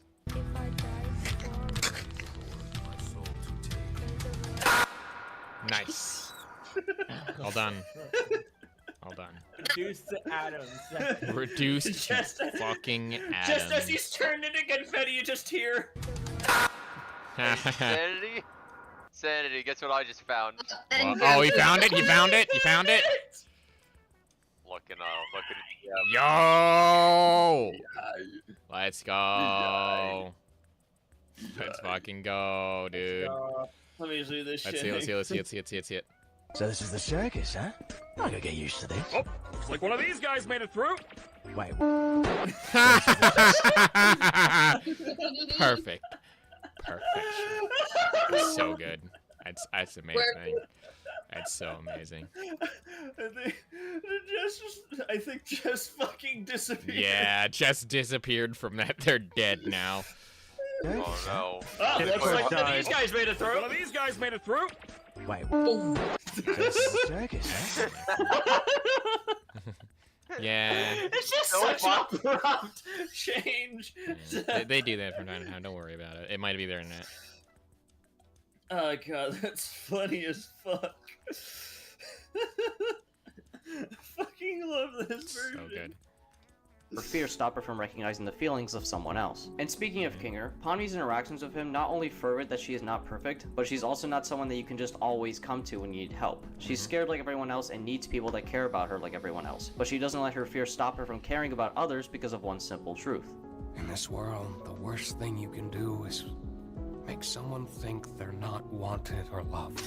Correct. This is different than someone like Ragatha because she is only caring and understanding to everyone else in a toxically positive way that pushes everyone else away, especially Jax due to it coming off as insincere. To reduce her down to just being everyone's therapist is to disregard the fact that she's being understanding on her own volition, not because she was forced to, but because she actually cares about the rest of the cast. It's like Gummy. Yeah, all I can think about is the scene with Plankton being like, correct. Man, all I can think about is, hey, it looks like one of these guys made it. Shut up. Is that gonna be the next meme? Is that gonna be the meme of the Discord for the next 3 weeks? Yeah. Son of a bitch. I gotta get used to this. Oh, looks like one of these guys made it through. Wait. it's gonna be everywhere on my Memes feed. hydraulic press. So good. Anyway. You said when Pomni offered him a place at the circus. Why are you trying to cheer me up? How does this benefit you at all? I guess I just don't want you to feel like you're nothing. I don't want anybody to feel like that. She wasn't forced to say that. In fact, she was even hesitant to comfort him in the beginning because, like Gumiku said as well, we're just obstacles meant to be defeated and forgotten. But she comforted him and offered him a place anyway because she chose to try and understand how he was feeling and make him feel better because her character is not defined by being everyone's therapist, but instead by being someone who tries to care and understand others sincerely because she knows the feeling of feeling like you're nothing. Which is even substantiated in episode 5 by her seeking mild thrills, supporting that she sought them out because she was tired of feeling like she was nothing. In the end, it's just like what she said. You could also make the... Again, Go on. Yeah, again, it's just kind of the thing of pay the fuck attention to the goddamn show, and a lot of your dumb criticisms will kind of magically go away. Yeah, not only that, you go away. Yeah, not only that, if you listen to what she says in that particular scene, she says that she was an accountant. I don't know if anyone's done accounting lately or done their taxes, but not everyone likes a lot of... I do know that accounting is considered one of the most miserable jobs according to statistics. Yeah, like statistically speaking, it's dumb. But more importantly than that, if I was not being rudely interrupted, thank you, is she said like, oh, I do urban exploring for that. I think I've done a little bit of urban exploring at some point. I haven't broken anything, thank God. Yet. Just cracks my femur 2 weeks later. It's not even doing any urban exploring. You just you wake up, you move your legs slightly, it just snaps like a twig. That's karma right there. No, but the thing is that the reason why I you know what, I'm just gonna talk about from personal experience. Fuck this. The reason why I ended up seeking out the groups and things that I currently have been seeking out is because I am fucking bored, just completely and utterly fucking bored to tears. So any sort of interesting excitement, hence why VR, in my opinion, is really fun, because you get to experience really cool things and stuff like that. But like you seek those thrills, and that's a very human thing to do, is to be somewhat entertained. And again, not an accountant, but close to being, like, nothing. It's, I don't know. I don't know where I was going with that. Anyway, relatable is what it is. Also, putting on a brave face when being confronted by adversity. Right? That's what it is? Yeah. Yeah. Totally not a legit character trait, guys. That makes you just everyone's therapist. No. Boo. No. Bad. To the corner. Chat, kill him with hammers. Chat, send them to the basement. Nah, fuck that. Send them to the sub-basement. Is there even a sub-basement? Yeah, there is. It's called the Coon Cave. It's a little bit sticky down there, but watch your step. Anyway. Said when Jax and Ragatha were arguing on what she should be. I can think for myself, guys. And while this is necessary for Jax to develop as a character, I can't help but feel that Pomni befriending Jax felt rushed and unearned.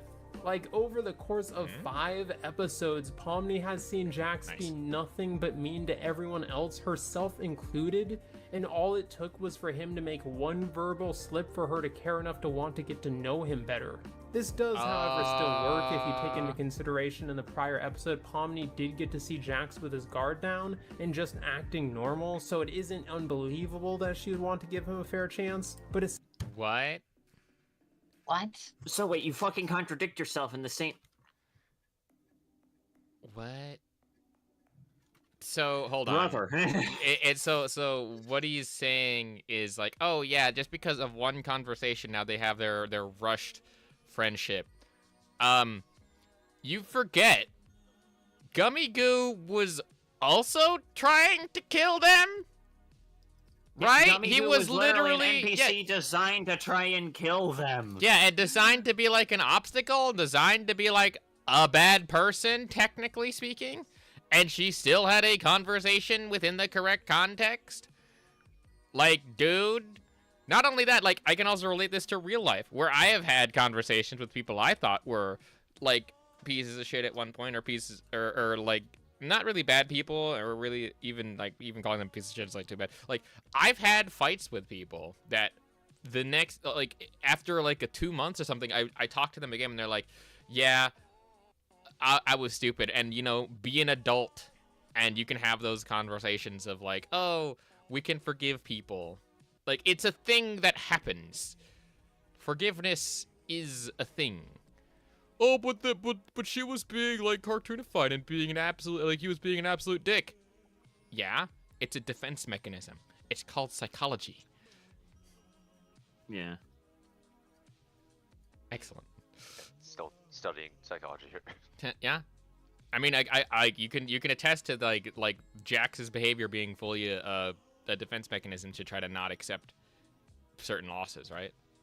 I mean, I can't, just on the basis that I haven't got into that part of my studies yet.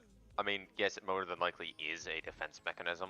I just genuinely am not allowed to make diagnoses. Well, no, you're first of all, you can't. First of all, this is a fake character in a series that's essentially just him being a thing. But I'm saying you could be like, generally speaking, even with my minimal psychology stuff, like you can make that assumption. Yeah, he's okay. Based on his crash out in episode 6, he's attempting to like act like he's on top of being a dick on purpose. He also has, I don't want to say like disassociation. That's not the right term for it, but he's pretending like everything isn't actually real, which I mean makes sense from the fact that it makes sense because it technically kind of isn't, but at the same time, he is still living in it, and he's refusing to actually think that that's, like, what's actually going on. Delusion? Not more, it's more... I don't want to say disassociation, that doesn't seem 100% right. I mean, it's the closest. Like, I guess, yeah, he views everything as, like, a game. But at the same time, he doesn't actually. He knows that it's not, but he's trying to make himself think that it's a game. It's like trying to convince yourself of something. Anyway, let's stop psychoanalyzing. Let's actually get back to the video. Yeah, let's get back. Excuse me. Still feels like their friendship should have been built up throughout at least 2 episodes, given that he is the only person in the circus that Pomni disliked. Yeah. Episode 2 exists. Episode 2? Yes, Pomni did try to get to know him after he showed some vulnerability, but that was because, like you said, he was nothing but a jerk to her and the rest of the cast. However, the key factor is that her character is being understanding of others. Like Gummy Goo at first, she only viewed him as an NPC until he showed vulnerability of feeling like nothing. We even be understanding he showed her ability in episode by revealing he had a wife to her, which resulted in her not only being friendly with him, but also attempting to defend him by mentioning he had a wife to the rest of the cast in the bar scene. Corn! I still remember the I had a what? Yeah. Also corn. Cornography. No. But yeah. Again, I think we mentioned this as well, where it's like, you know, after one conversation, it's like, oh, why would they do it for like this NPC guy, not for Jax, or blah blah blah. Like, brother, please. Also, again, I still find it really. I will find endless entertainment of him getting scared by corn. Pornography. It's like a cat getting scared by a Pornography pickle or a stuff. cucumber. Well, it's not. Didn't they touch on that later? It's what was it, like tryptophobia or some weird They offshoot of talked it? about it. They didn't. I don't think they explicitly explained it. He's like, it's not really that, but kinda. I think the specific scene is It's like he's just scared it's of it. like little pods. Yeah. So that's not tryptophobia. Tryptophobia is the fear of the holes, not pods. Right. Well, that's what I was saying is that it wasn't exactly that. It was some weird offshoot. Anyway. Yeah. Anyways. So I don't see why her attempting to get to know Jax better, even though just a little bit, is somehow rushed and unearned, since this is something that makes sense for a character to do and something she has been doing for characters since episode 2. Especially since Jax himself throughout the episode was subtly trying to get to know her better, with Pomni shoving it aside as insincere due to him being a jerk, until Jax showed that there was more to his character than just being a jerk. This is all in character. But outside of Jax, we also get to see Oh, wait, Pomni 6 was begin the to gun interact episode, with Ragatha, as opposed to Ragatha interacting with her, and I am very conflicted with how their relationship is developing. On the one hand, the fact that Ragatha is the nicest person in the circus, is the one person Pomni is the least comfortable around, is a very interesting juxtaposition and made me interested in seeing more of their interactions in future episodes. But on the other hand, I can't help but dislike Pomni more because of how distant she is towards Ragatha. I understand that Ragatha is being portrayed as a disingenuous person, but given the fact that Ragatha opened up about her traumatic experiences in the bar scene, you would think Pomni would be able to put 2 and 2 together and figure out why Ragatha is the way she is, just like she did for Kinger, Gangle, and is actively doing for Jax. But for some reason, unlike everyone else, Pomni doesn't even try to understand why Ragatha turned out the way she did, making Pomni come across like she isn't giving Ragatha a fair chance, unlike everyone else in the show. It got to the point where near the end of the episode when Ragatha yells at Pomni, it felt cathartic and well-deserved, because while Ragatha has been putting in so much effort to befriend Pomni, she seemingly just gets ignored, while Pomni is putting in the effort to befriend everyone else, with her main focus now being Jax. Except for the fact that Ragatha does try to understand why Ragatha is the way she is, or at I think you kind of yeah, misspoke there, but misspoke right yeah. there. Minor spelling mistake. Good Yes. morning, Krusty. Yeah. There's spelling mistake. That fucking scene in Lord of the Rings. No, sorry. The first thing that No, I imagined I was, know the one where exactly it's what you're just talking Patrick about. getting fucking sent to the Shadow Realm. No, if I remember correctly, that was a reference to fuck. It was a reference to Smash Brothers, where in I think Smash Bros Ultimate there was like a giant laser that would kill people. Yeah, I think that's what it was. It looked like a Smash Bros. Someone getting sent off of the fucking map kind of thing. But it was Yeah. it's still just really funny. Flashbang. Seeing Patrick fucking beamed from existence after walking into the Krusty Krab. Correct. least tries to comfort her through her struggles like she did with Gummigoo. Not to, agree with Jax or anything, but there's nothing wrong with showing your negative emotions. Yeah, I was also just about to bring up, isn't there literally a point in episode fucking 5 where they talk about how she needs to try and be a bit more open? Mm-hmm. Yeah. Also, so I think that You didn't watch the fucking episode. So also thinking on this sort of stuff now, I do believe that their designs have some weird implication into them as like characters. If I can go down the list really quickly, Gangle. I'm not gonna outright say a lot of this stuff, but Gangle definitely has emotional attachment issues and possibly depression, but that's more of just very wild speculation. Possibly. Mm-hmm. Possibly. Only possibly. Well, I was also gonna put bipolar disorder, but that's not really applicable. Well, she might actually. It depends. That's what I was thinking. Possibly bipolar. Yeah, it's the whole masking thing. That's what I'm getting at here. Zubul definitely has body dysmorphia. At least it's supposed to represent that. With Pomni, what's interesting is that if you look at the history of, say, clowns or jesters, they were actually sometimes more important than the king. In some cases, this is more of a historical thing, but like her being like a jester / clown shows like importance in the story, which like, oh well, that just means that there are comedy characters. Like, no, again, if you look historically at like jesters in courts, sometimes the jester had not really more power than the king, but would oftentimes influence the king in certain way. It depends where you look at it and blah blah blah. For Jax, unsure, which is kind of strange, because he's like, what, a rabbit, cartoonified or something? Jax is a bad bitch, and bad bitches love bunnies. I can attest. I'm a bad bitch, and I have a rabbit. Anyway, probably small pond, small fish. I don't know. But Ragatha was the one that I looked at and I'm like, this kind of makes sense, because when you're saying like, oh, I'm running ragged, it's more of like I'm emotionally ragging myself, or emotionally like destroying myself for other people to be like happy, I guess. So yeah. I don't know. That's just my interpretation of all the characters. It's very strange. Also, Kinger being a king piece. So. Pretty normal. I just found something. War. Sometimes rabbits are a little bit connected in madness. I mean, they also eat their young, so. I don't want to be a jerk or anything. I think we all need to be a jerk sometimes. Maybe. Who knows?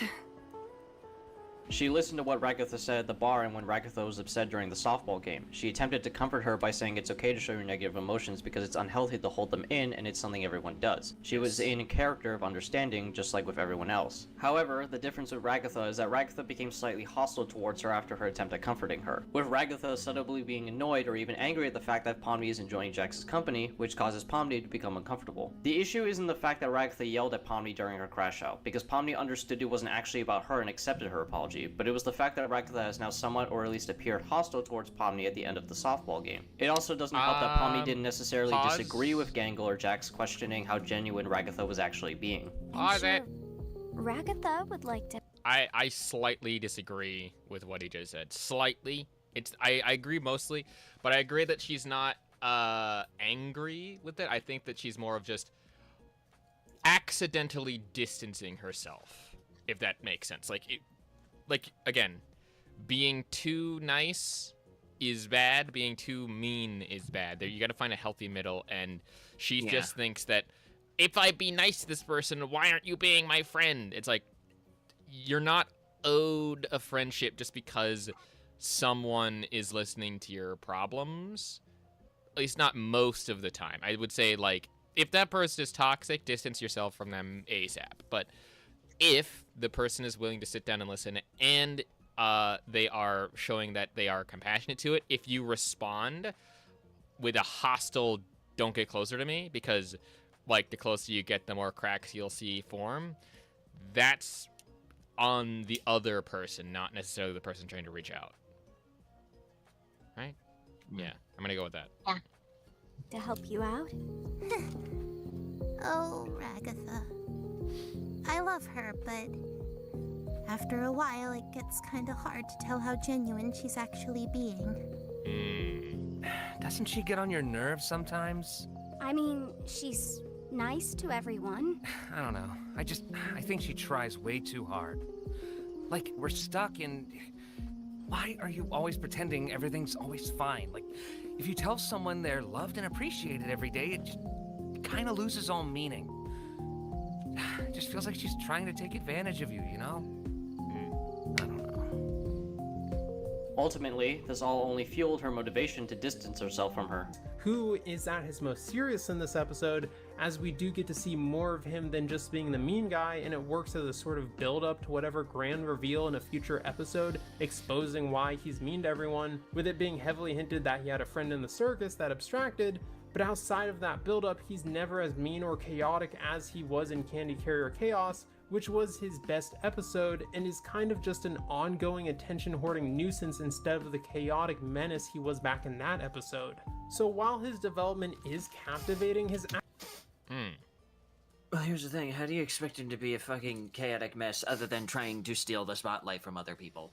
It's been his character this whole time. Especially in an episode like episode 5, where it was switching like every 5 fucking minutes. Yeah. It's also kind of Plus, he had 2 fucking like things at the beginning of Untitled that were his submissions, where he was at the forefront. My brother in Christ, did you watch the episode? No. It was real weird. No, they did not. Didn't he do cannibalism, which is why he became a vegan for most of the episode? Yeah, the first one was why they did the vote to turn him into a fucking vegan. I'm also kind of wondering who did the vote to put him into a maid dress? Gangle. Really? Really? I mean, yeah, you see I mean, how if you pay attention, basically everybody except for Jax and Gangle put in a vote during that. So, unless Jax really likes to humiliate himself with a maid outfit, it was probably Gangle. Strange. I don't know. Also, hello there, Axel. I am doing pretty okay. actor is as he never does or says anything shocking or cruel enough to make him live up to the expectations he has built up for himself throughout the series. Wow, it's almost like characters can have different layers to their character and not always stay the same from the beginning, like how Kinger is now not just the crazy one because of episode 3 revealing another layer to his character. I'm also confused on what you mean by the expectations Jax has set for himself, because you don't elaborate on that really. Shows don't keep their characters static all the time, so for the show to simply reveal different layers to a character is not bad writing because it didn't follow your headcanon of what the characters are supposed to be like in the show. Not to mention, I don't know why, but this is just reminding me of that one shitty Deltarune Chapter 2 reveal where the guy was bitching about the fact that characters were given character development in Chapter 2, and then in Chapters 3 and 4 they were given even more character development, and that somehow ruined the characters, when characters were given more depth than just the one fucking dimension that you saw in Chapter fucking 1! Yes. This just reminded me of that! Ugh! No wonder this is starting to piss me off! It's called character development, dumbass! Jesus Christ, calm down. Take your chill pill. No. Oh. No. No. Still be angry. I love how I get 3 Crashed no's out instantaneously from that. From my comment, please. Like mother of fuck. The purpose of characters is for them to be developed in a goddamn story, especially if they are at the forefront of the fucking story. If they're the main characters, they're gonna be fucking developed over time. You're gonna learn more about them. There's more than just what's shown on the goddamn surface. Jesus don't Christ. exist in 1986 anymore. Characters can have some goddamn development. This isn't Pong made for the Atari 26 fucking 100. We're in 2025. You good? Yeah. God! Are you done? By the way, if you really wanted to do a deep cut of like going on a journey for stuff, actually no, adventure wouldn't work because adventure was used very expertly in Ready Player One, both times, by the way, both in the book and in the movie. Definitely would recommend the book over the movie, but like both were okay. But yeah, character development does happen, regardless. Yeah. Of things. And people being like, oh, well, you shouldn't develop a character because, like, no. That's not how storytelling works and how the world works. Like, brother. You don't know how stories work, jackass. Yeah. I think you should stick with your day job. Correct. Just gonna bump the volume up a little now, bit. him being, as you say, an attention... Oh, no. Because newsflash, assholes do this in real life as well, or in your words, menaces. His nature isn't purely inflicting physical harm, but also mental and emotional harm, which ultimately lines up with how he acts in episode 5. But while Jax is at the forefront of this episode and is having his development focused on, Ragatha is in the background as her development is progressing passively. She does get a scene where she monologues about her past, revealing that she was a wealthy farm girl, which explains her design, but more importantly, she recalls her emotionally abusive relationship with her mother. That's ears! Thank you, Discord. Great. Join But also, Discord when I like- find you. Join Discord. Ricky, when I find you, Ricky. Ricky, when I find you, Ricky. Yeah. So, I like explaining her thing as a rich farm girl. No, I don't really think so.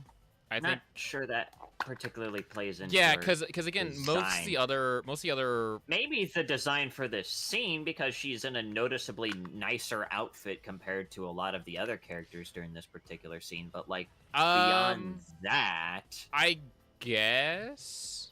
But then and that's just me doing it very loosely. Yeah, if you get but what I I'm mean. talking. Yeah, I mean, I guess. It's just. I mean, yeah, no, It's just kind of like, no, that's not. Yeah.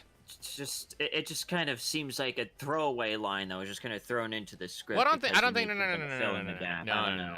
I don't think it was a throwaway line at all. Like there's no way that it was a throwaway line because a series this tightly talked about would have stuff being like that. No, I'm talking about like the guy's fucking critique video where he like threw in the line of, well, this explains Ragatha's character design. It's kind of like, yeah, buddy, this isn't a college fucking essay. You don't have to hit a 5,000 word limit. Yeah, no, but like I said before, I think each of the other character designs have to do with emotional states rather than anything else, which again, the whole with Pomni being like the whole jester outfit only makes me think more on like medieval jesters and how they were portrayed in terms of it. Like, have you ever seen the painting of when the guy doesn't laugh?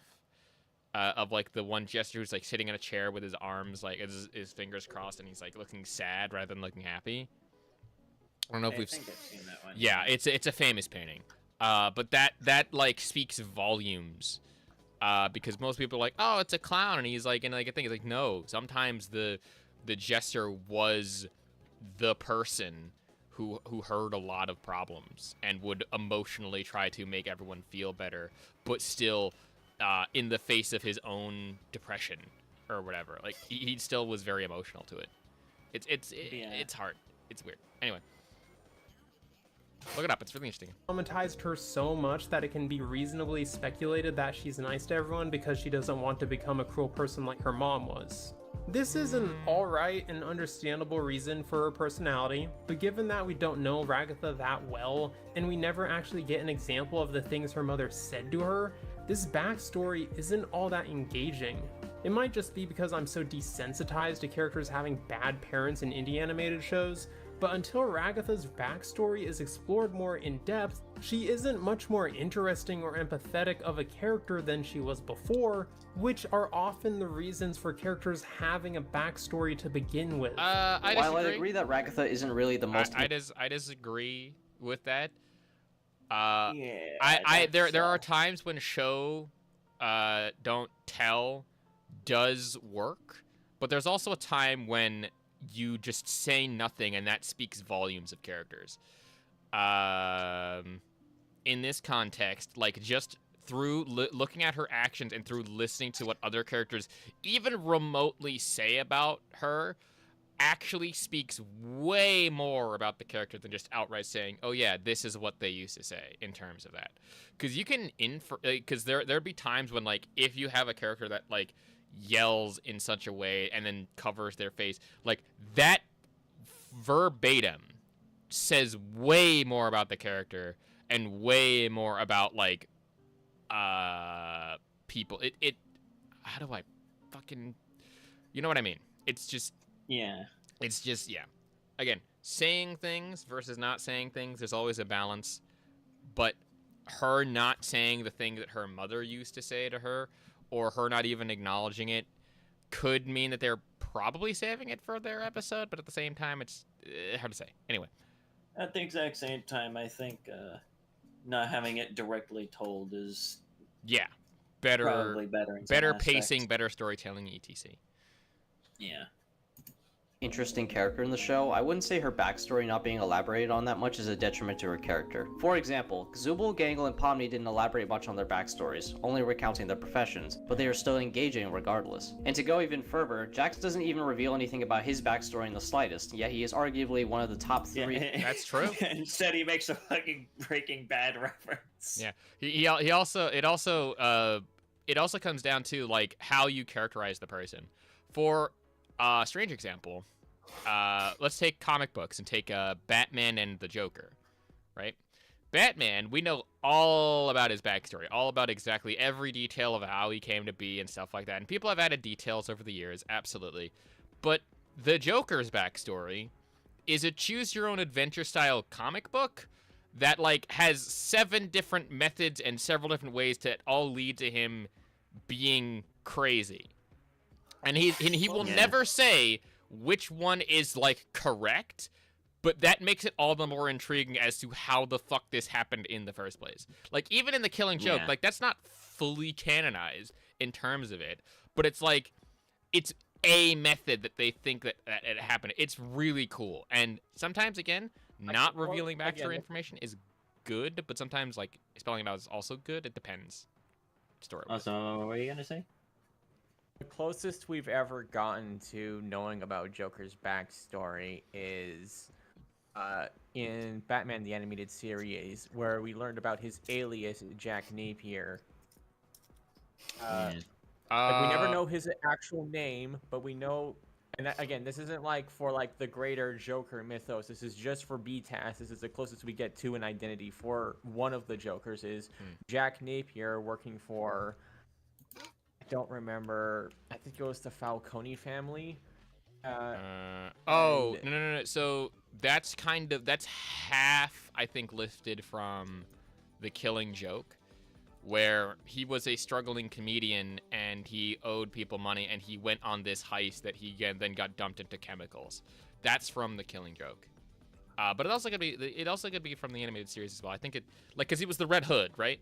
Is that what you're thinking of? Yeah, the Red Hood is like his original villain. Yeah, that's again kind of lifted from the Killing Joke itself. I think The Killing Joke came out before that.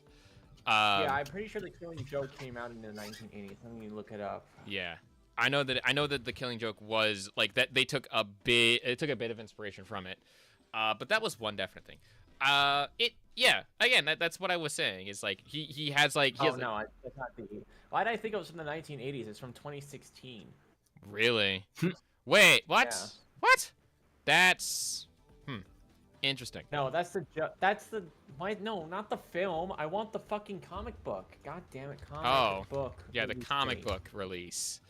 1988. That's the Killing Joke. Yeah. Yeah, but that's what I'm saying. Like he has like 5 different backstories, all of which is like I don't really care what you believe, but I am me nonetheless. And it's like that's fair. It's cool. Yeah. Less is more. The most engaging characters in the show to most of the fandom. The issue really lies with her character being consumed by her toxic positive attitude, which I do think is a point because it's her insecurity that doesn't allow her to really form any dynamics with any of the characters until episode 6. But to me, at least, it has an unintended consequence of making her not very engaging to watch aside from her crash out and her ramblings in episode 4 when she was affected by the stupid sauce, which were both times sincere, at least the former, because it was a glimpse into her true character, which was engaging to see when it happened. Ultimately, I would argue this is more. Oh yeah, there was that, as Jax described it, that one point where she got high and told Gangle to kill herself. Yep. Nice. I also think that in that context, you could make the assumption that she might have had substance abuse problems in life, maybe. Probably. I don't know. Most definitely. That's speculation to the nth degree. That's tinfoil hat territory.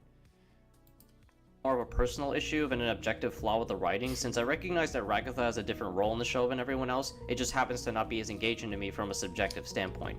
However, just because a show is character focused doesn't mean that the characters are the only thing that matter. And when you look at what I'm sorry. Untitled I'm has sorry. to offer outside of that the whole eye characters, thing of just slowly moving across the screen is really funny. just because a show is character focused doesn't mean that the characters are the only thing that matters. And when you look at what Untitled has to offer outside, The animators for this fucking series They are goated as hell. They are so good. Glitch, I love of the you. characters, it puts a spotlight on the biggest problems the Amazing Digital Circus has as a show. An issue that the Amazing Digital Circus has continuously struggled with is that there has been a disconnect between the premise of the series and the characters' interactivity with that premise and the events in the show.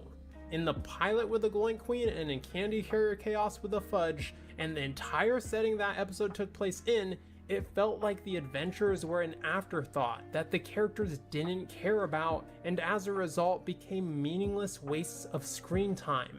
Thankfully, But that issue was that's fixed in the the fucking point. Exactly. Like, did you not hear in episode 1? It's like, oh yeah, Kane brings us onto these adventures. Oh, bye, Ryojin. But like, he brings on these adventures to essentially distract people, to distract themselves from being trapped in the thing. The adventure is not fucking important. The adventure is just a point for the plot to go forward. It's not the whole plot. Yeah, it's the same thing with like when you have episodic adventures and like, oh, I don't know, The Amazing World of Gumball, to use a weird example. Like the adventure that they go on is absolutely fucking insane, but it's not the point. Not necessarily the point. Like sometimes it's the point, but it depends on the episode. But it's like saying, oh yeah, SpongeBob gets into some really weird adventures and stuff, but they seem secondary to what he teaches him as a character. It's like, yeah? Like, basically the best way I can describe it is, like, the adventures are like the icing on the cake rather than the whole fucking cake itself. Like, that's just... I would say that the adventures are more... not really the icing. I would say that the adventures are more the backdrop to... say a play. The adventures are like basically just like the driving force to get the plot of the episodes going. Yes. Yeah. Yes. Basically a plot device. Yeah. More or less, yeah. It's not designed to be like the entire focus of the show. Yes. at Mildenhall Manor and Fast Food Masquerade, where the characters took the adventures seriously enough for new aspects of their personalities to shine through and have their characters develop. But with I feel like I should also mention that with the fucking... the one where they got a job! Yeah. That wasn't even one of Kane's fucking ideas. It was the suggestion box thing, and that's what Untitled also was. A series of suggestion box ideas. Yeah. Also, I only now realize this. Titled. The issue with the first two episodes is back, where the adventures, the premise of the series, is the worst part of the Amazing Digital Circus as a show. So while I loved the bar scene, it is worth noting that we learned so much about these characters with them doing nothing other than sitting and talking to each other, which while is praiseworthy, at the same time, the best moment of a 26-minute episode was the characters sitting and talking. The reasons episodes 3 and 4 were so good was because the characters' growth were directly tied in with the events of the episode. But with the bar scene, we are now just learning about all the characters without them actually doing anything to prompt them into sharing who they are, which feels... It just sounds like you have a different... They're in a bar! Yeah. Yeah. Again, if you know... Bars tend to have this thing. It just sounds like you have a different personal preference to how characters interact with each other. That just sounds like a personal preference. Yeah. Also, on top of that too, I feel like I should also mention that it's this particular bar scene that's like one of the only times throughout the entire episode where they have enough downtime to even talk with each other, with the only other one being the Fireflies adventure that also doesn't last for too long. Yeah. Also, one thing about bars in general. Like, the entire thing with Untitles is that things keep on changing, like, every few or so minutes because fucking Kane has ADHD. Yeah. Can I finish now? Anyway, So, But, like, can I finish? Let me finish my fucking thought. I've been interrupted like 5 times. Please. You've been interrupted because you haven't been fucking talking. What? I was. I've been. Whatever. Did not hear you at all. Wow. Your mic cucked you for a solid like 7 I am minutes. going to strangle the entirety of my internet services. My internet services is great. Anyway, to explain my point here, a bar, in this context, it usually is tied to alcohol. Obviously, I mean that's like calling water wet when water makes things wet, technically speaking.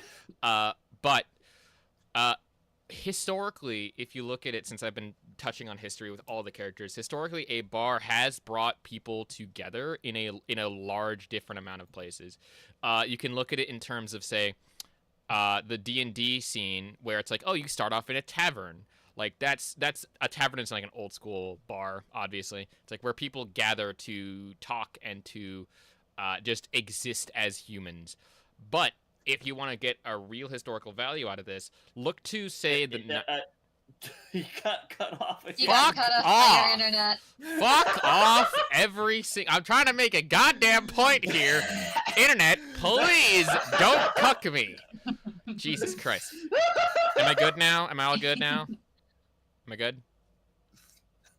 Hopefully. Okay. I don't know. To exemplify my point, looking to the 1920s specifically, when alcohol was, I think it was, no, it was the third, whatever. When Prohibition happened specifically, bars became speakeasies, and the reason why they were called that is because you could speak easy without the need for, say, gender norms or other people, like other shit getting in the way. That's my point here, is that bars have always been a place where people have gathered regardless of race, ethnicity, and other things that we perceive in humanity as a thing to be a fucking whatever. You know what I mean? Yeah. Yeah. Bars are just a place where people gather regardless of feelings towards one another. And it's a place of healing in some places. So, it's the way it's portrayed in both media and in real life. Look it up. Point made. We're done. Moving on. Yeah.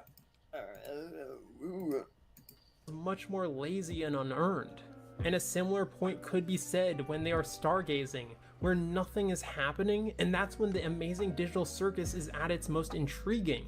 Even the softball game doesn't focus on playing softball, it focuses on character interactions that are happening on the bench. And this...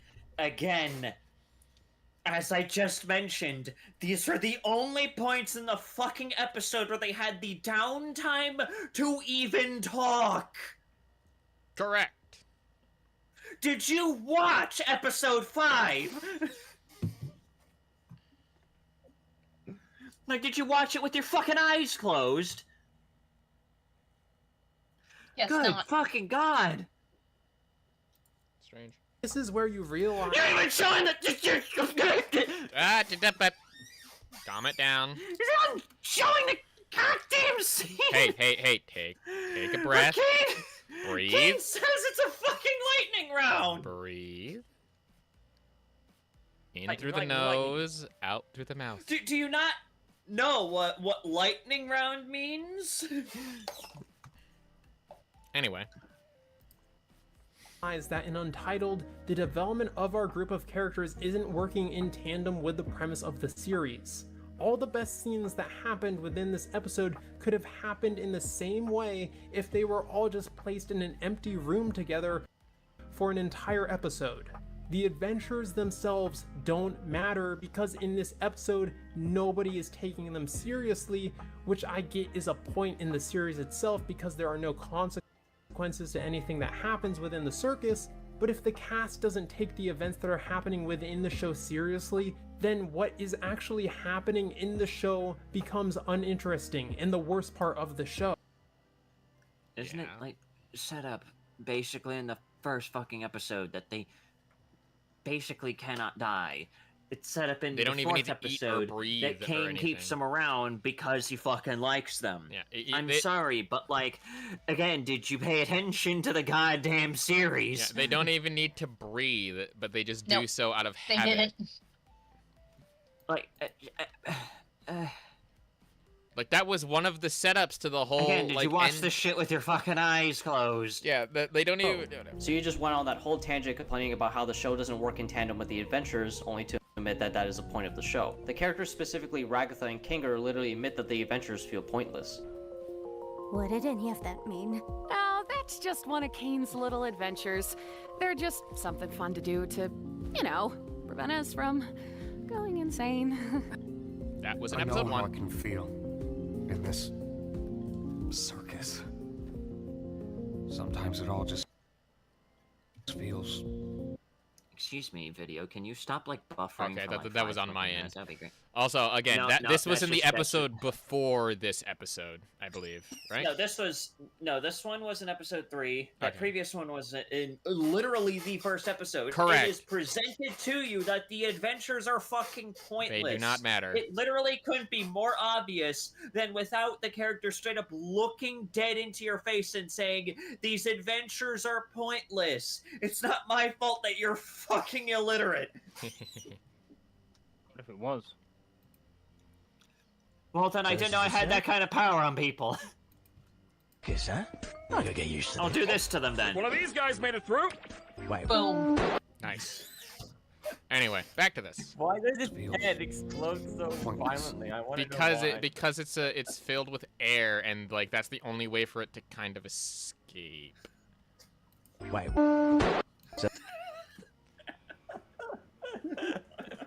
It's air pressure. It's probably the weakest link. There's probably like a seal in the mouth for something, and it explodes violently because it's I like how his head. I like how the head just fucking ceases to exist too. Oh my Jesus! It got, What a pause! It What a got pause right there. decapitated. Just So no. no, Ed. That's okay. It got Anyway, decapitated we via can watch it crush. more later. So no head. Shut If up. the adventures are not engaged properly by the characters, is a point that is made multiple times throughout the show, like how Zubul refuses to engage with the adventures as a part of a character, and Jack's just messing around and not properly following the structure of the adventures, but it's not a writing flaw of the show because it is a precedent that the show has set for itself. The cast besides Pomni have been in the circus for so long that the charm and fun of Kane's adventures have become tiresome and not worth engaging with anymore, besides keeping them from going insane. And by extension, Kane has become tiresome and not worth engaging with anymore either, since the adventures are an extension of himself, something that is revealed in episode 5 that he is self-conscious about. I think they're enjoying the suggestion box adventures more than the me adventures. What should I do? You should die. You should throw a beach party. Why do you swear now? Yeah. You should die. That's a good scene. That's a great scene. I love that. I gotta see that again. You should die. You should throw a. Should die. You should You die. should die. You should Yeah, why does he die. swear now? Swear now. That's why he's intentionally trying to make the adventures as wacky and different as possible. Explain to Daddy Bubble. Yeah. Don't say that. You could also feel like you could also make like a weird reference to like Kane trying to be like the entertainment industry, right? I don't know why I thought of this, but just hear me out of this. So Kane is the entertainment industry, like the video game designers, people doing that. They're like, hey, we're gonna have all these adventures. We're gonna talk about all of them, and then us as the audience is the different characters in the circus that have been going on these adventures for a fucking long time, and that Pomni is like, say, a new person to experience this sort of entertainment or whatever. You could apply this to a lot of different things, but it's become tiresome to the people who have been there for fucking years because they've seen the degradation of what they once thought was kind of cool and interesting to this is just another day in my life and I feel nothing.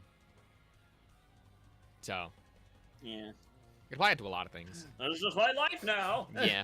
to get the cast engaged, such as in episode 3 where he made the adventures mature simply to get Zubul on board since they weren't engaging with the adventures. He's desperate to do a good job of making adventures because in his eyes that's the only thing he's good at, and if he's not good at that, then what does that make him? With this in mind, it ultimately becomes a personal grievance of the show of the adventures being uninteresting. There was a solution to this issue presented in the prior episode with the introduction of a grading system to incentivize the cast to take the adventure seriously so they can't just refuse to play along with the adventure like Jax did during the softball game, but that I think if you paid attention to the grading system, you would realize that not even Kane was taking the fucking grading system properly because everyone got a B+ except for fucking Kinger.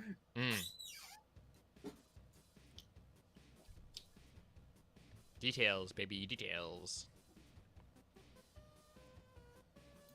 that element of world building that only happened a single episode ago is completely absent and forgotten, leading to the reintroduction of a writing issue this series has already solved. Considering the solution isn't a consistent aspect of the adventures, we can safely assume that it was simply a one-and-done deal, backed up by the fact that it wasn't even Kane's idea, but rather Gangle's, and was more of a way to enhance the theme of the minimum wage working experience in the fast food industry under a big corporation. The adventures have always been consistently AWOL, so it's not fair to say that it's a writing flaw of episode 5 when it's just following what the episodes before it did, with episode 4 being a special unique case. And considering Kane is near omnipotence in the digital circus, like how he can simply transport people at will, it would be more in good faith to interpret Kane as simply wanting the cast to engage with his adventures on their own volition rather than being forced to, which would validate his feelings of inadequacy as they would be enjoying the adventures because of his craftsmanship. However, even though Untitled was disappointing comedy-wise, it more than made up for by being the only episode to actually set up future events for the series. Another problem the Amazing Digital Circus has had is that it hasn't felt like it's going anywhere, and because of that, it's been difficult to be invested in what's happening within the series. But between I think this one kind of comes from a bit of an outside source. The outside source literally being the creator of the goddamn show. But apparently, someone actually asked Goose like what the overall message that people should kind of mainly get from the Amazing Digital Circus should be, and her response was basically finding meaning in a stagnant life. Oh.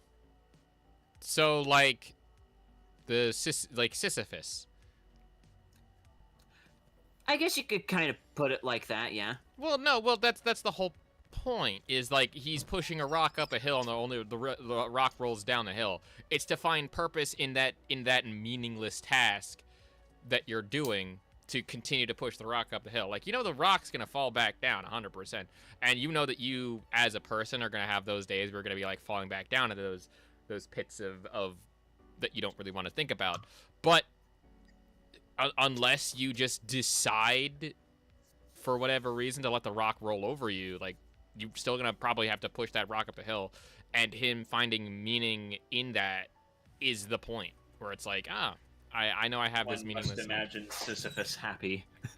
I mean, like, wasn't he happy at the end of his story, or was that that was more of like a secondary story, but like, well, yeah, but like, that's the point I see. It's just like, find the meaning in and the point in things is the plot. So it's like, yeah, there's a reason why spinning wheels is kind of a theme right now. Queen Ragatha's buildup of having a major falling out with Pomni, hints about Jax having a friend who abstracted, and there being either a rogue AI or a forgotten member of the digital circus that's been hiding away spying on the group, this episode built up a lot of intrigue for the future of the series, and for the first time ever, I actually am anticipating the next episode of The Amazing Digital Circus to see how these plot lines unravel. I have to ask again, what do you mean by the series not going anywhere until episode 5? You don't elaborate on what you mean by the show not going anywhere up to this point, because do you mean plot-wise or character-wise? It's not the viewer's job to elaborate or fill in the blanks for your argument for you. This will only result in aimless interpretation of what you vaguely meant by what you said, leading to people taking what they only think you said in all kinds of wild directions without fully understanding what you actually meant. You are simply spinning meaningless words with no substance behind them because you refuse to add substance to them in the first place. Yeah, that is also true. That just saying, oh, it's not going anywhere without elaborating more on that could just kind of mean anything. Right. So, like, again, what... Just... some people just shouldn't be critics, man. True.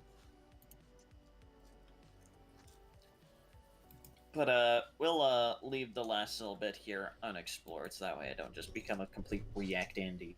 Get used to this. Oh, looks like one of these guys made it through. Wait. So this is the... Nice. Glad I found that for you. It's good. It's really good. It's so good. Circus, huh? I gotta get used to this. Oh, looks like one of these guys made it through. Wait. Nice. Also, so decapitation by 1,000 psi. Yeah. Also, I just wanted to mention this. I mentioned this a little earlier in the stream before I got onto here, but there's a new Lego Batman video game coming out, and it somehow does like Batman better than Rocksteady's last couple of games for Batman. That is like if you've seen. Lego Batman has always been a banger. Oh yeah, no, this one looks like it's open. Even the Lego Batman movie was great. Oh yeah, absolutely. But the Lego Batman like game that's currently out is, I believe it's like the Legacy of the Dark Knight or something. It looks like it's gonna be in an open world where like it takes place a little bit on regular street stuff. I don't know, I haven't really seen too much of it, but it has him doing open world Batman things that were done in the Dark Knight games, and I'm like, dude, that looks so sick. It's cool looking. Anyway. Yeah. I wanted to play some Sulfur today. Because I got a new game. Well, unfortunately, we're not doing that today. Today is... Well, I'm doing it. Good for you. I didn't fucking ask now, did I? Yes, you did. No, she didn't. Right now, where the fuck is the game? Where's on my desktop? Perfect random. Sulfur. Interesting. Where the fuck is it? I swear to God. Well, while Sanity looks to that, Oh, fuck it, I'll just open that up through Steam. What the fuck? That's not what I wanted to share at all. There we go. Haha. Okay. Hell yeah. Okay. Sulfur. Anyway, but... Pop that back in place. Maybe I should make this not a display capture, but a game capture. I want to keep void breakers active. Alright, here we go.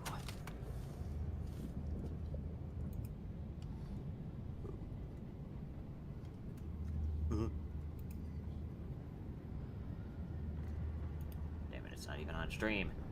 Game, be patient. Game, wait, hang on, wait, fuck. God damn it, OBS, function!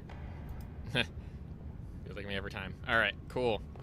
I've got Sulfur going. Let's play this. I bought this on sale. It's like on sale for like $20. I bought it for 17 because there was a bundle that had even less money that'd be available. Alright, cool.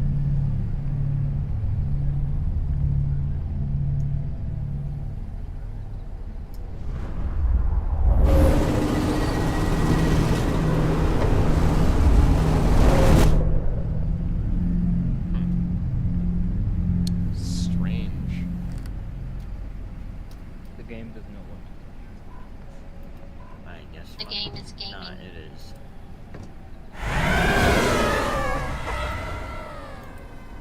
It is having a stroke right now. There's the village that burned in the background. Oh. Able to like... Alright. I love the cartoony art style of this game. It's great so far. Contaminate all the lager in Germany with cyanide. What the fuck? What? Waffened. That's all you need to know. Oh, I see. What the fuck happened? Before you say anything, I know you don't remember. Just listen. Behind you, right? Fireball, you just saw enter this cave. That's the witch that burned down your church. Everyone in it. Ready? 1 of 4 observations and questions now. Okay, Who am I? Priest. Oh, I'm the priest. Nice. Oh. Remember, but it was vengeful rage that had you end up in that tree. Were you? No, there we go. Conscience? The fuck did I put my conscience into a weird amulet thing? Oh, you see. I love how it says, the angel on your left shoulder, or a hallucination. One of the two. Pick your poison. Whatever fits to make you focus on the task at hand. It's like, it's important to us both. I mean, I guess. What we need to know is that we've been friends for a long time, okay? Where am I? Inside of a cave. Well, thank you, Captain Obvious. Cave leads to a portal that turns into a dimensional state called sulfur. Oh, okay. Sure, there's another form of concept with your professional and all blah, blah, blah. Where am I going? It's an important question. You are going to follow that goddamn witch in here. There are places of pure natural energy that she will want to visit. We can only match her strength if we too utilize them. You might have to notice that death and time isn't really as rigid as most expect. There's a way to undo all of this. Okay, I've heard everything I need to. Cool. Amulet time. All right. Scan anomalies and items to gain fragments in the logbook. Well, I'm sure she'd like to do that once the game fucking comes. Yeah, just give it a few days. Give it 9,000 years. Give it a billion. Until then, you can watch what I'm doing right now, which is create a playing this really cool game.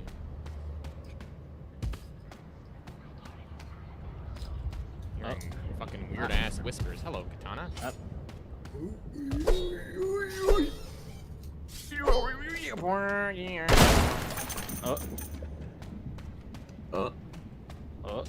Game, catch up with me here. Don't tell me Can't this pick up the is gonna bucket, end up why? like mine. Oh dear God, I hope not. It shouldn't. Okay, it's smoothing out now. Yeah, there it is. What the fuck is this around? Oh, it's right there. I don't that's cool. fucking Dead care. Visit the friendly Pistol. dumpster.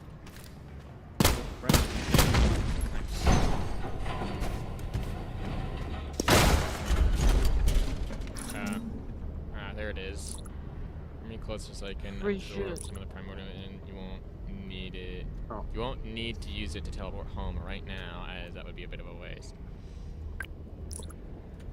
How would I put this? Blood of the Mother, pure essence. Extremely difficult to tame and needs to be used incredibly intentionally to yield any wanted results. It's going to come in handy, okay? Why do I need this? For one, I can use it to take us back to safety once I have charged myself with its powers.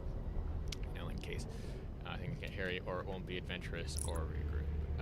Once used up, the power would need to be refilled, of course.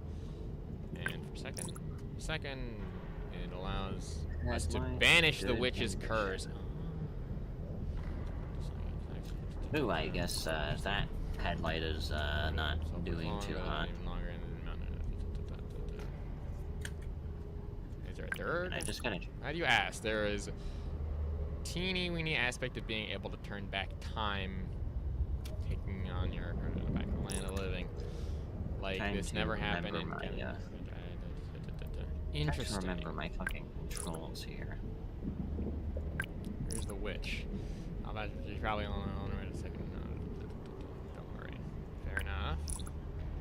Let's knock ourselves out here.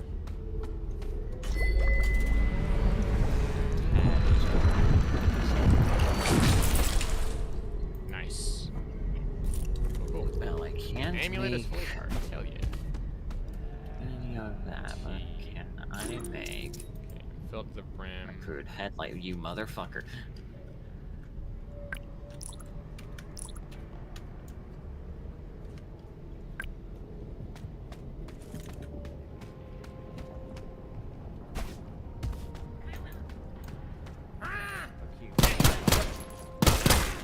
Huh?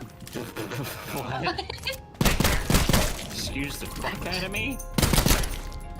Reload. That was his game. Red Fox, F-U-C-H-S. Red Fox.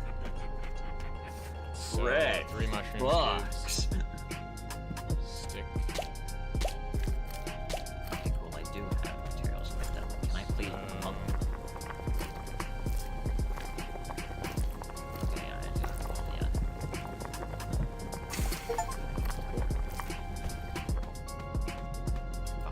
This music is dope.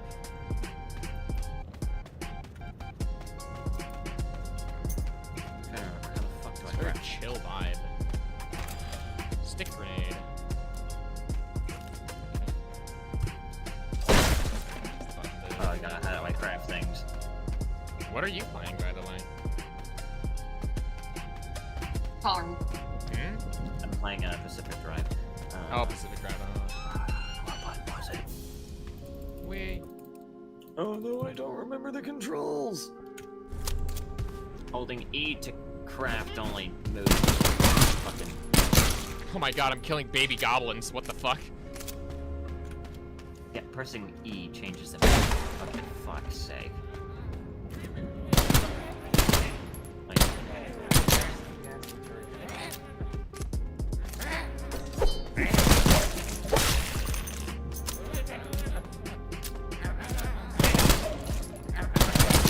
I need to get this soundtrack for my background music for my video. Space bar right now. Not E.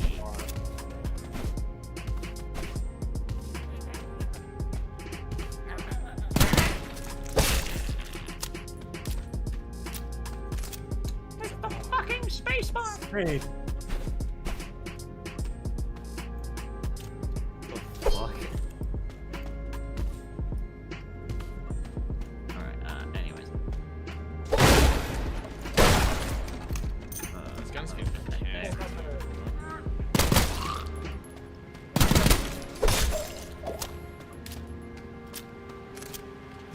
So it's a random well. Mystery meat.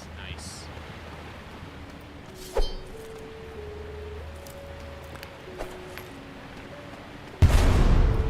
Hey, that worked. God, that used to do with that thing way high.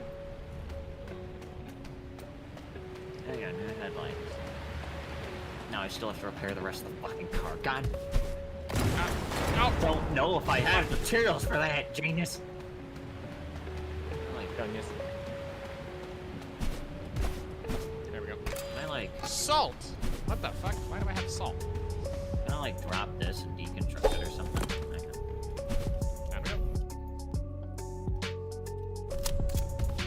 Oh wait, hang on.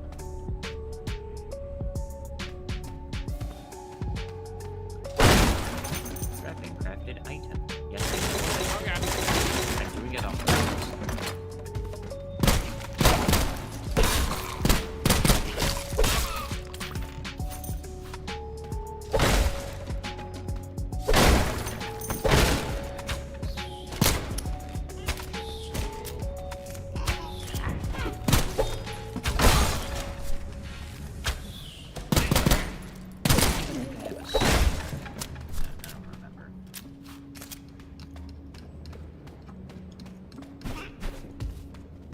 Scan object.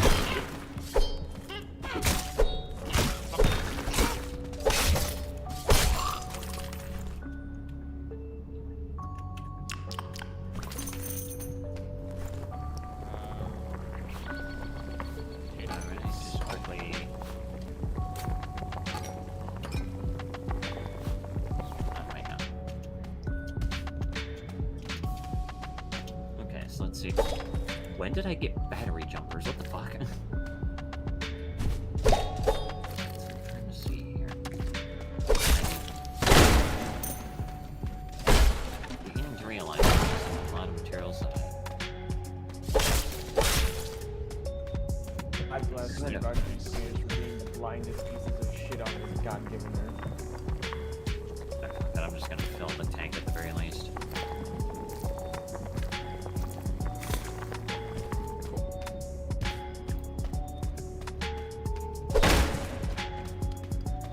There we go.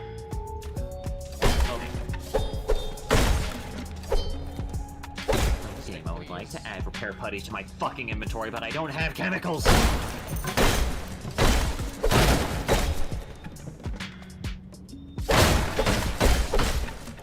have a stick now. I should go back and get another mushroom thing.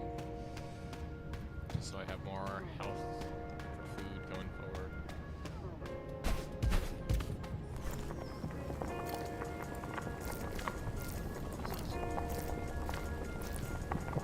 I don't know how to get gears. Well, that's a problem. But I guess I'll have to figure that out on my next venture. So, well, I guess we're just gonna fucking head out. I don't know. I literally have nothing else. I literally can't do anything else. I can't properly repair the car. I don't even think I have enough. Hang on. What exactly are the most damaged parts here? One of the parts that really can't take too much of a beating anymore. The hood. Can't really... That's a problem. Because that's like the only steel part on this thing other than this door. Ah, shit.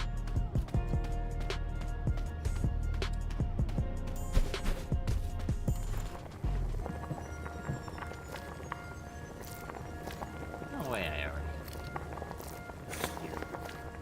Oh. I do. Oh, no. Okay.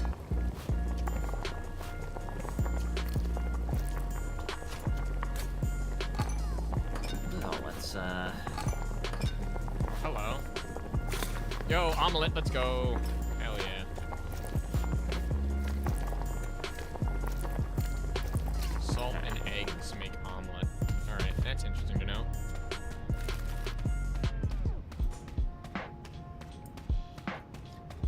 I don't know why. I feel like I'm listening to, like, I feel like the soundtrack is like lo-fi beats to, you know, do whatever. It's like a No Man's Sky portal, all leading to a paper shredder. Paper shredder portal. Fuck. Good time to go to the. I don't know why, but I just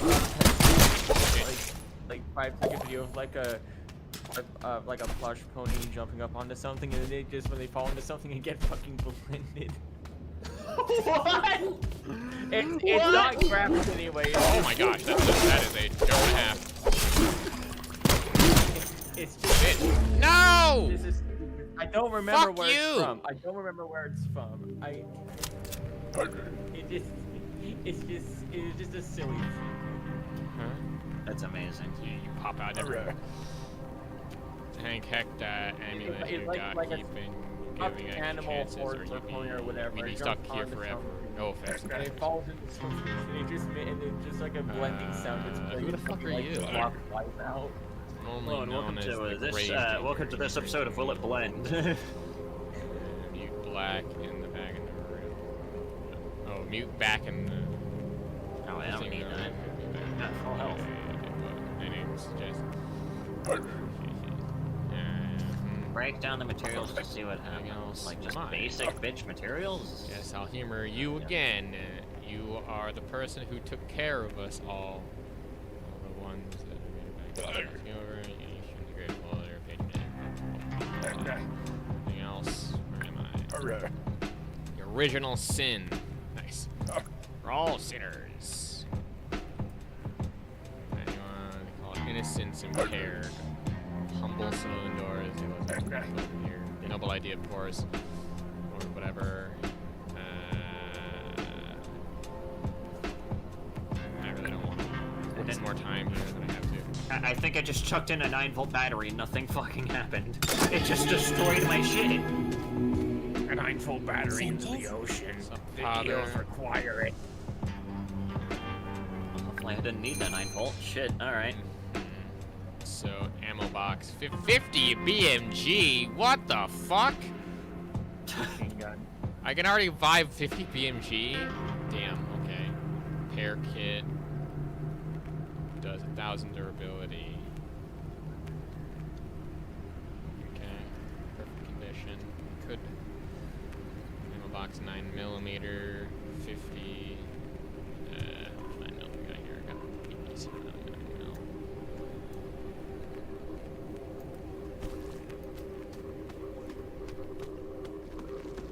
Oh. Sure. Okay, storage, ammo box. Such a shame. Curling knife, granata.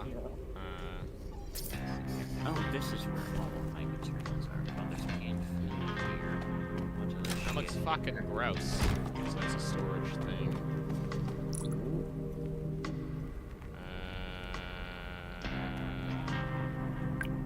Sure.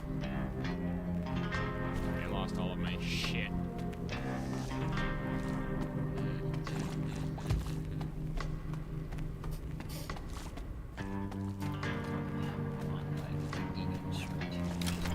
So that seems to be storage. Alright.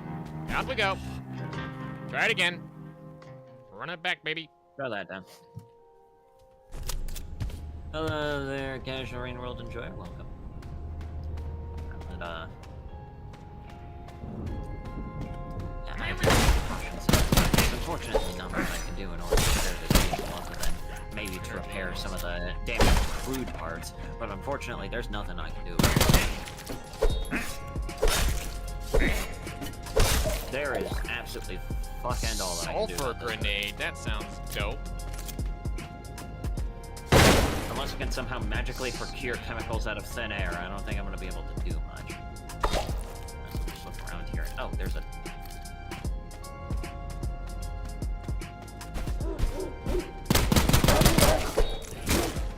I shred the summer tire. Killed me last time. The other question is, should I shred the summer tire?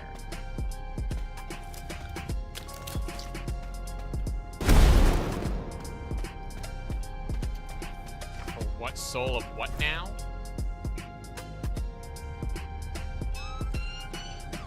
I see.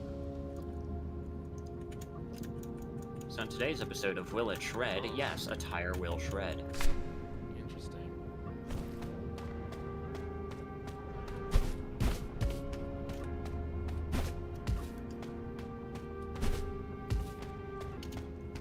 I think if I fall down, that's gonna be bad. Here that I could possibly shred to pieces. By God, if only I had a flashlight. Don't cross the rickety bridge.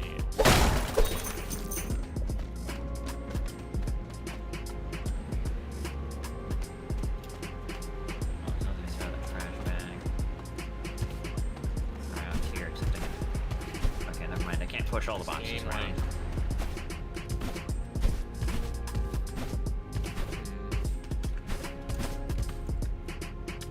Fuck you mean I can't go through this door? Up there, the chest. Bastard. Ah, fuck me. Can't go through that door. Bastard. Sir. Bastard. Scroll of Thunderbolt. Bastard. Bash. Do I go to a weapon with an empty enchantment? Okay. Bastard.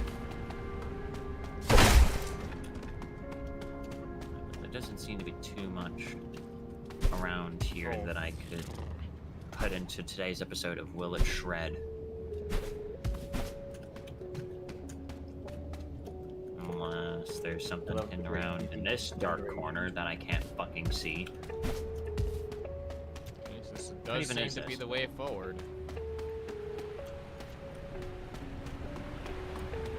But where do I go from here? Oh, it doesn't do anything. Question of the day.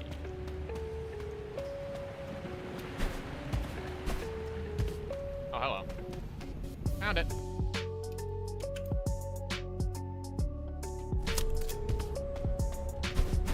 Oh, I can go out here. Are there any funky materials I can grab from here?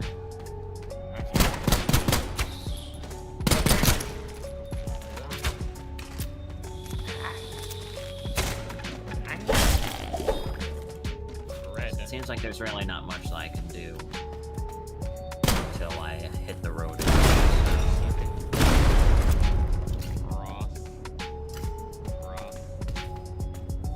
dynamite. There we go.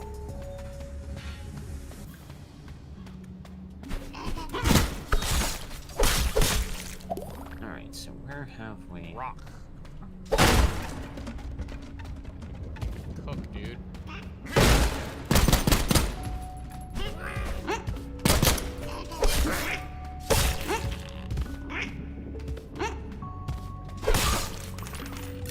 Heavy fog. Shit, I gotta use How are you? charge. Uh-oh. Meat. Signare. Well, I guess that's where we're going. We're going to Silent Hill. We have need of a magic bar, I guess.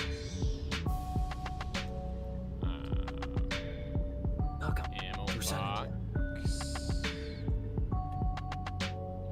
Wait, what does control do again? 5 health. Oh wait, I think that's... Shit, I'm trying to remember.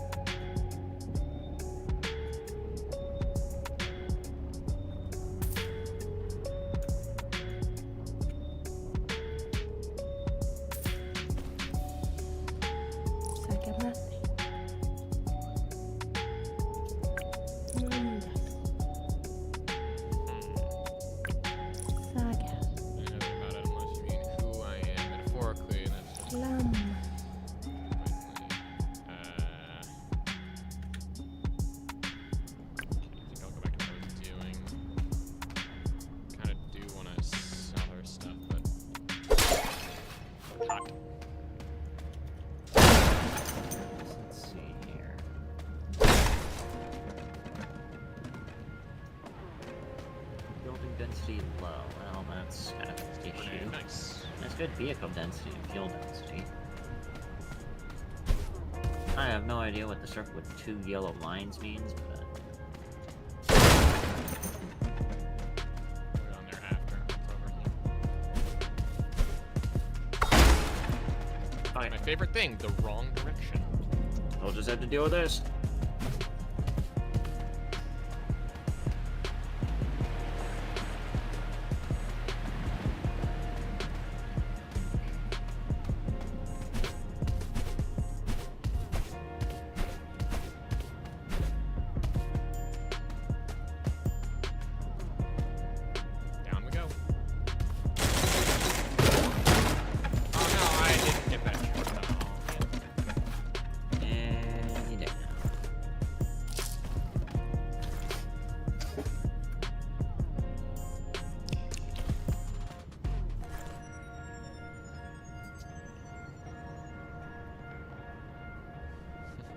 If you put something between this and a hard place, it might be physically altered or at least pressured. That's fine. Nice.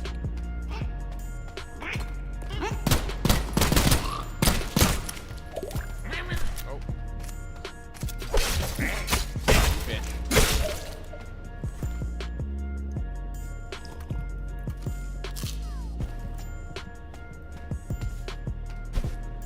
Oh, hey. That's helpful.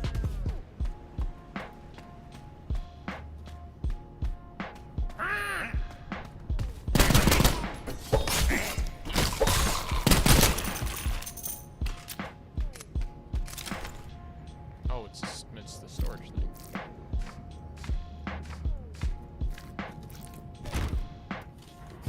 Alrighty.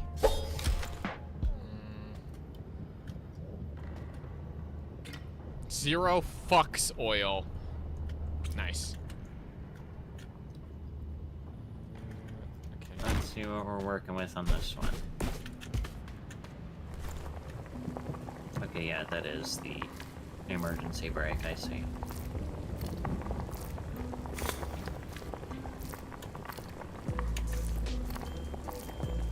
The fuck are we? Oh, we're right there. Okay, so... Yo, I get 2 mushroom stews. That's a lot of health. Give me. Oh, wait, no. That's cool. It would be nice if on this road I could fucking see. Oh, here we are.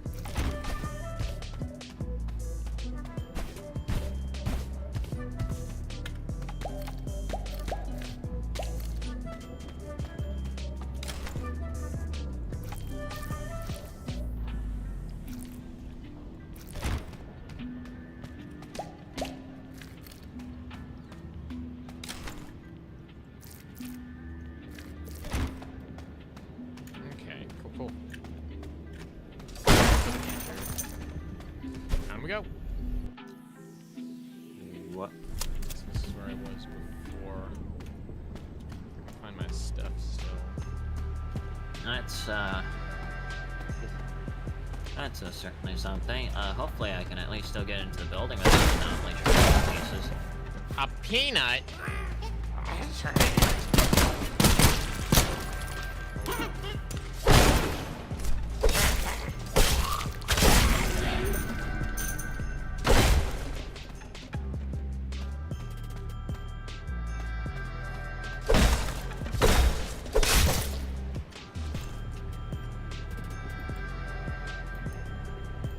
Burning is poison.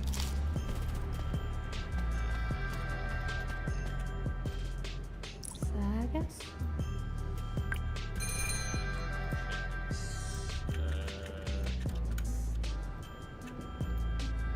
Enchantments, empty slot. Yes.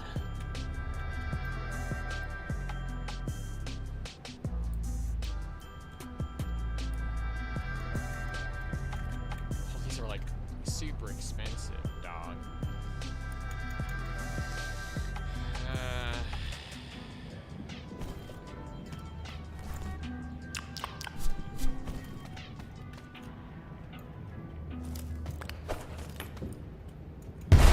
Explosions.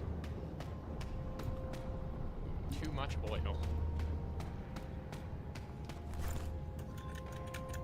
Don't have to enchant it. Bullet trying to trace +1. No organs drop.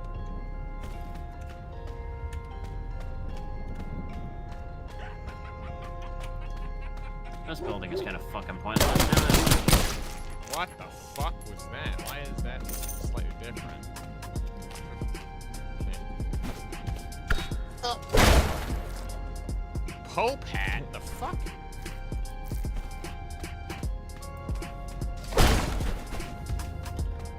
Alright, but anyways.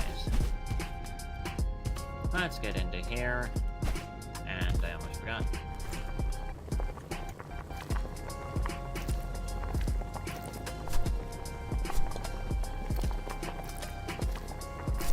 Shit. Oh, okay. Whoa.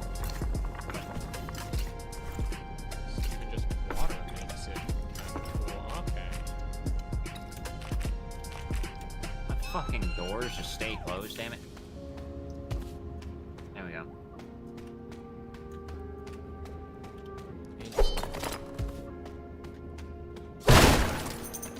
Rock.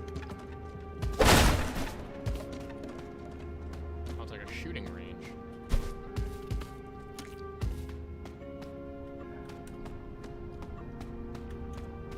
This game's actually kind of sick.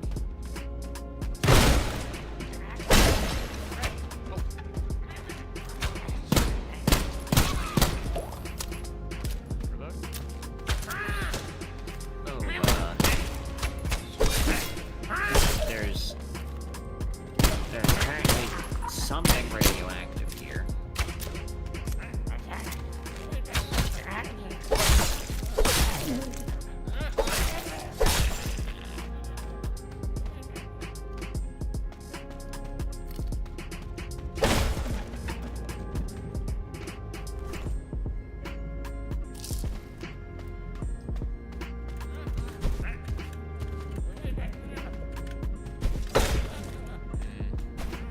I'll take some of that, and I'm just gonna start moving away from that.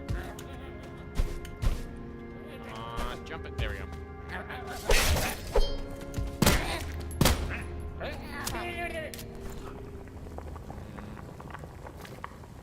Oh, now I see why. Now I see why there might be some radiation. Apparently an anchor signal somewhere near here.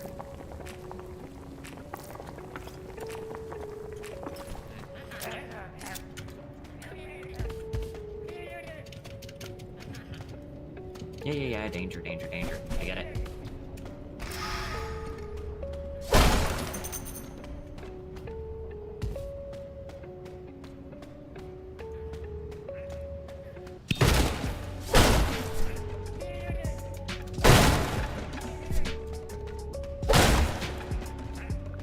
apparently this anchor signal is just a designated place to just get fucking killed, so we're not going out there.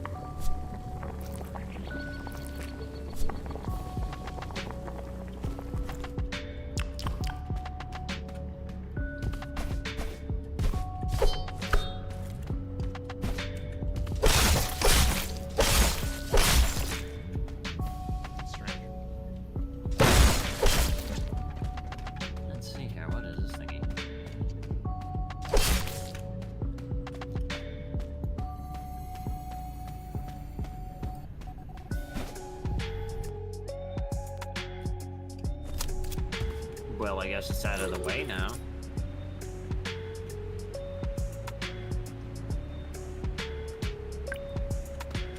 You mother... Close.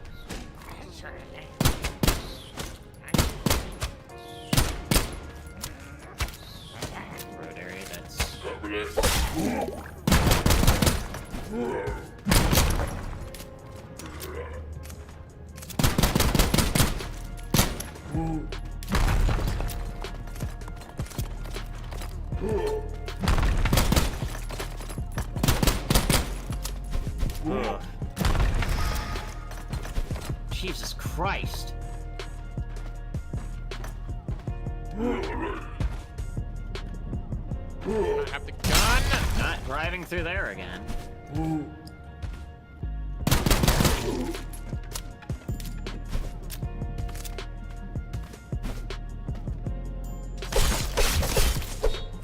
I not have the gun, please? Like, there's clearly a gun there.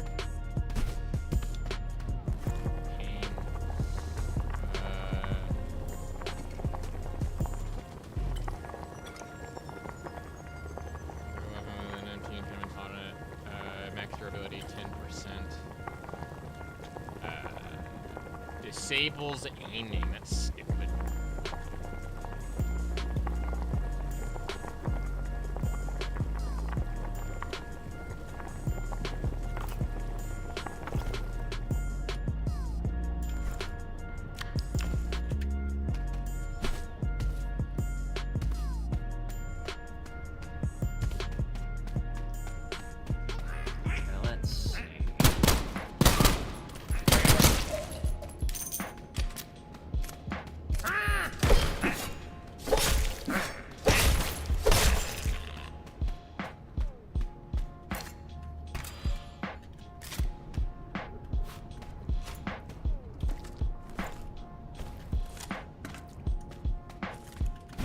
Shotgun. Managed to avoid that little freak.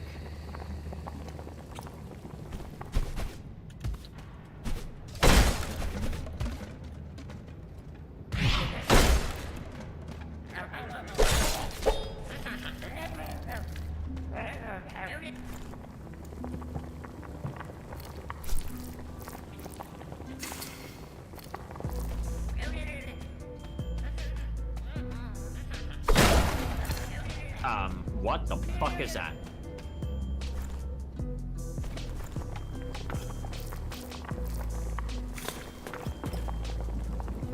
Oh, you are kidding me.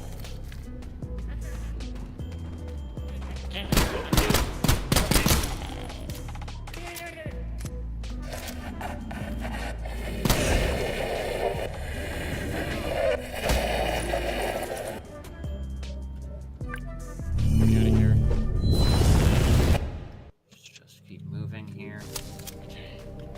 So, like, at least keep all my shit. Hopefully I'll see wherever this charge station is here soon.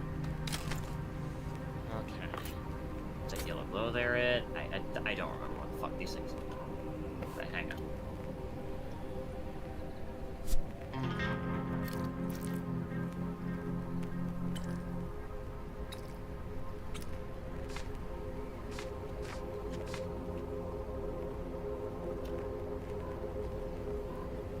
What the hell is this?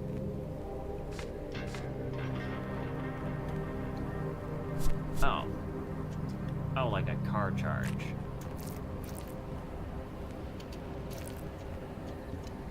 I see.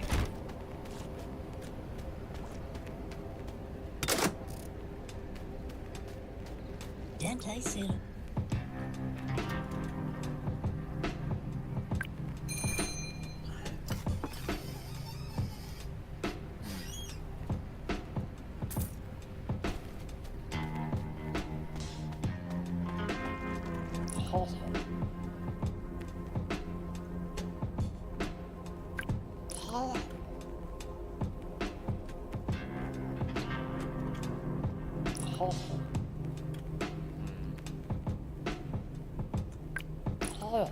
Just a guy.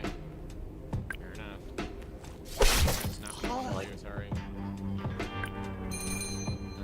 Let's see. I see, so that's what that does. I need money.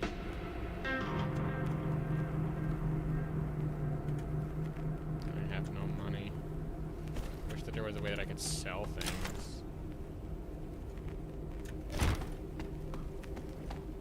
Ooh.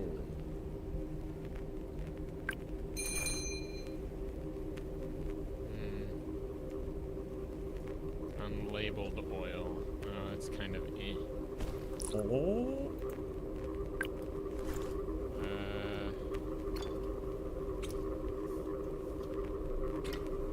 Well, let's keep moving.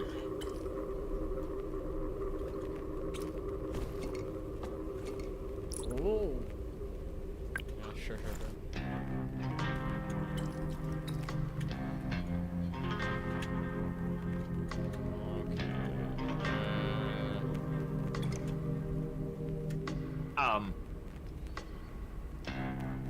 Chance 0. Extra ability plus 10 does not increase Jova plus. Smaller bullets. Uh-oh. I don't know what the fuck that is, but I don't like it. Disables aiming.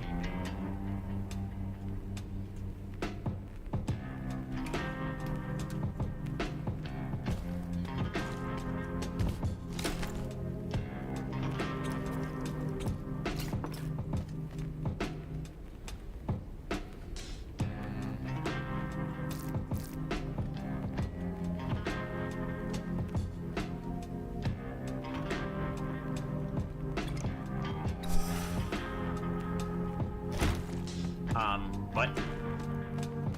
What does that mean?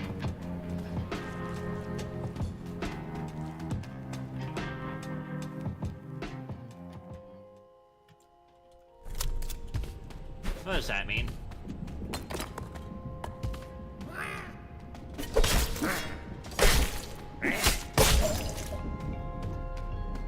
What does the alarm mean? Something good, actually. You know, it's just. It's a celebration alarm. I'm sure it is.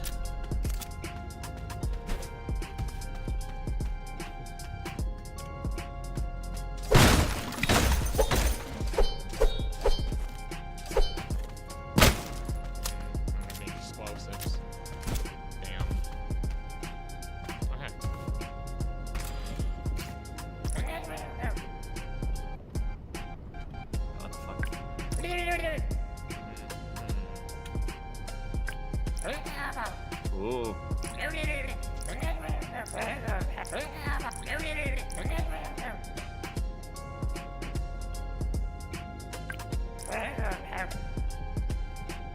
Just add butter or broth or maybe oil. Okay.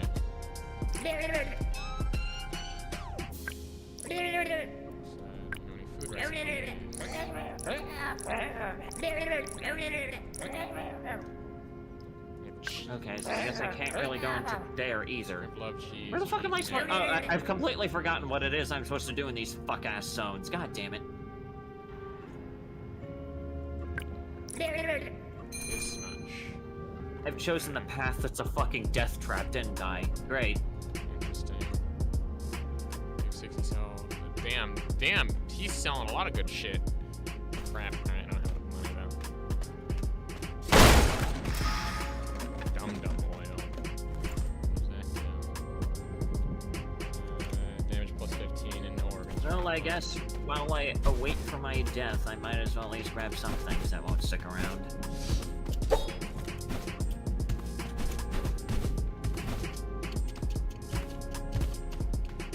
When will death come for me?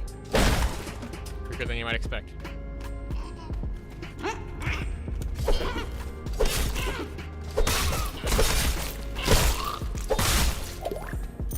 Potato.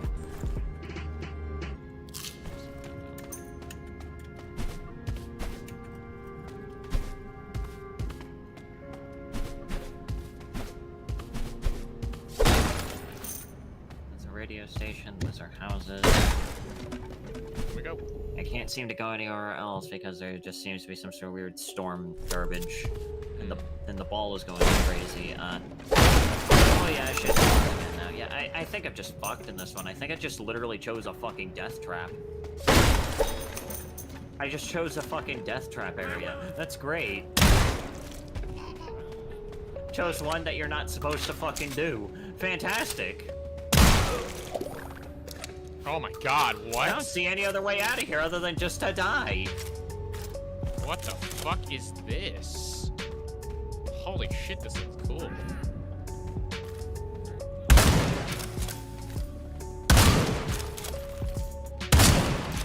Damn, right in the skull.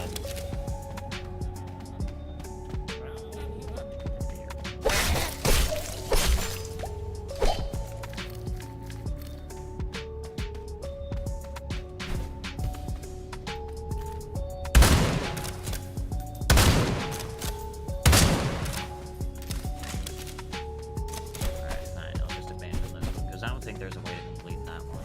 There doesn't seem to be any way out other than just to die to the storm, which is kind of dumb. Cool, my first mission was a fucking death trap. Police uniform. Wasted my time on that.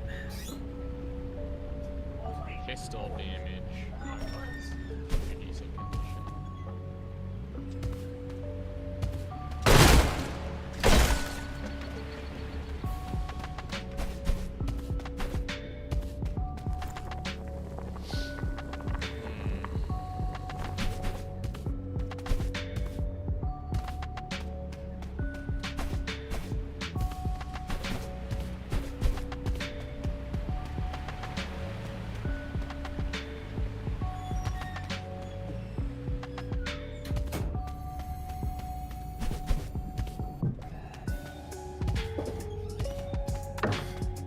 Complete and total waste of my time.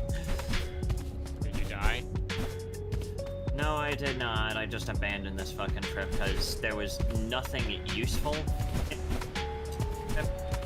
And even so.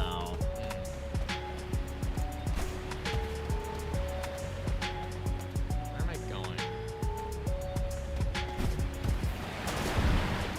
What?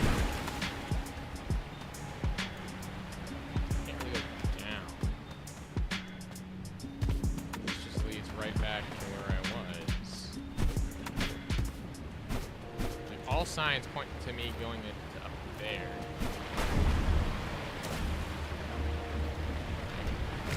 Fuck.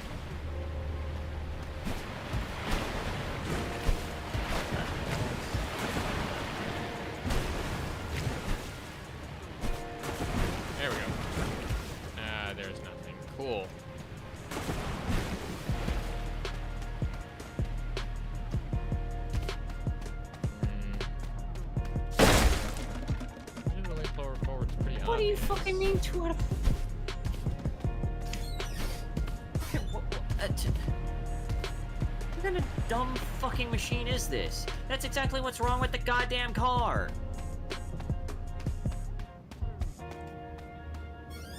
The front right door opens.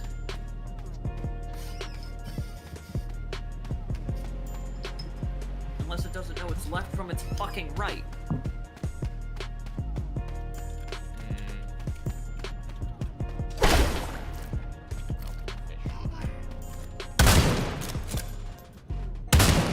Oh my god, right in the eyeball. Straight left door, I don't know. Stick I did.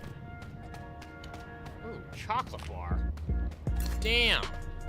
Good shit. Might have to go back to the cooking pod, actually. Well, the Tinker Machine is then fucking useless. I don't like it. Might as well just live with the, I guess what it's calling the, non-existent door. You know, just randomly opening from time to time. Because at this point, I don't know what the fuck else it wants me to do. Please let this be chemicals. No, but it is repair putty, so I will take it. About fucking time I get some. Jesus.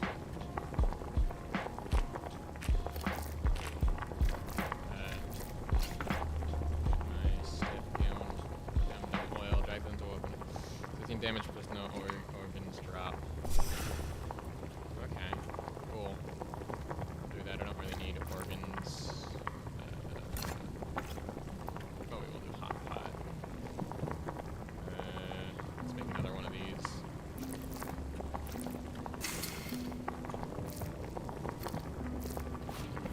I guess I'll repair this one, and there goes the only repair putty that I'll probably get for the next 50 trips. Sniper rifle's really good, actually. Since there was enemies this way, I guess I gotta go this way. That's strange. I went this way.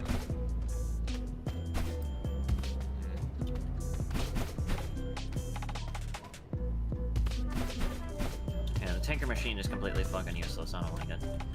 Give me a certain amount of time to give me a certain amount of guesses to try and figure out what's right, and then when I give the fucking correct answer, I was like, oh, that's not the correct answer.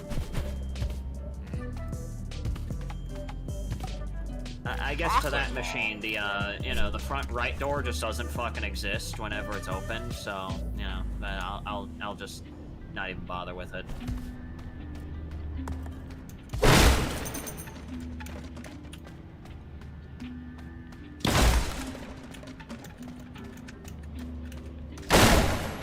Cheese for everyone.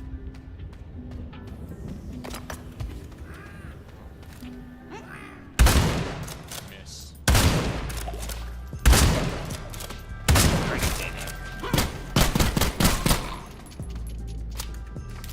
Scroll of blade.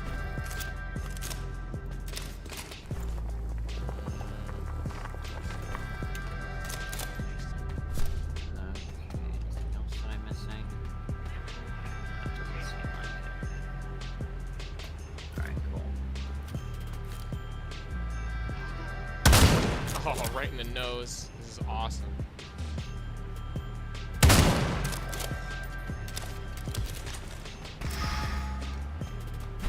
Nice cannon oil.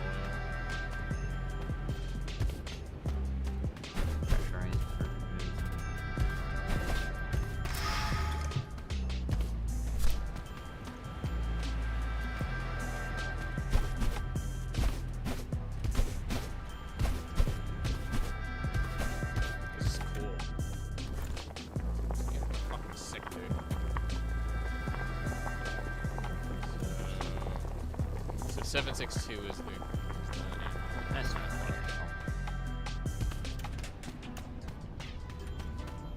Down we go.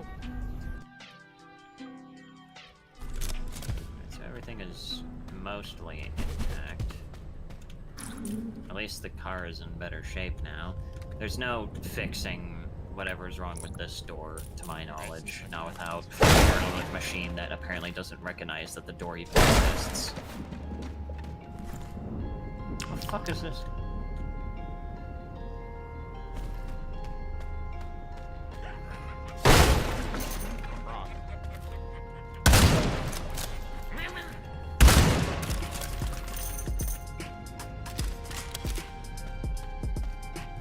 What the fuck? I guess it's a thing I have. Hello, armor. Plus 5 armor. Minus 5% movement speed. It's warm. Keep it for now.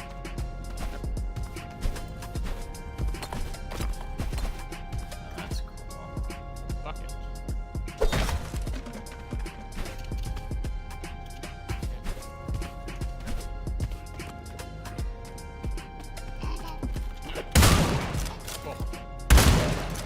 I can see more than 2 feet in front of me. Goddamn. Alright, what else do we have here?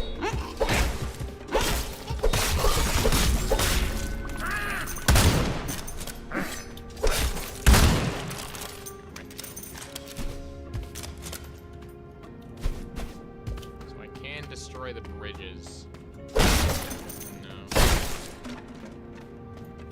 At this point, it might as well be better to just replace the door. Fuck it. Might as well just replace it. Alright, do that. That's not what I wanted to do. There, new door. So now if I do snail plus rock, gives me escargot. Then this can just... Slow punch oil, drink this item of the weapon. This can just get turned into fucking scrap metal for all I care. There we go. Cool, much better.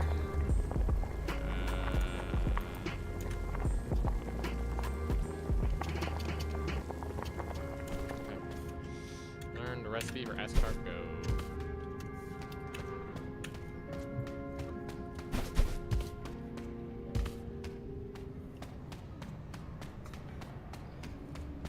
Yeah, guess what, Rhino? I did observe what was wrong with the car. Left front door keeps opening. And then what does it say? Incorrect. So clearly it doesn't even recognize that the door fucking exists.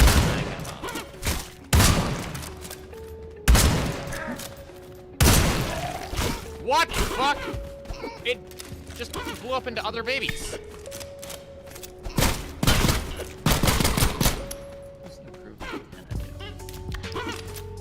Well, I can't make Jesus Christ. expanded locker. Out of Also bullets. can't make any of that because I don't even know where to find steel. Find salt, I can make an omelet. Can I even research steel sheets? No. I have to research the board first. Mac and cheese, let's go.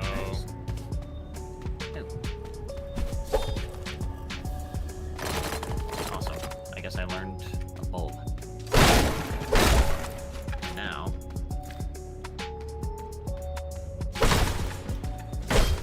Now I can research steel sheets. Jesus Christ, there we are. Yeehaw. I have no idea what I can do with that.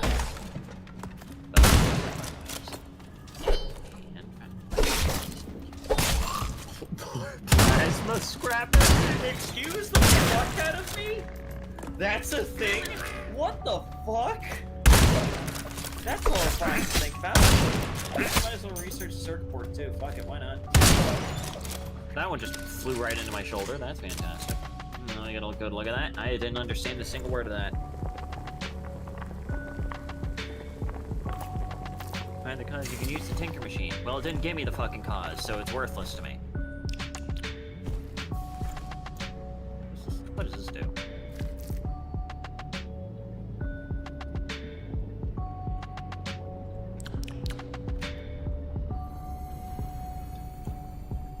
I have no idea what the fuck that even did for me. I think it's not immediately useful to me. I'm gonna Throw that over there. Now let's see. So now that I know how to make steel sheets,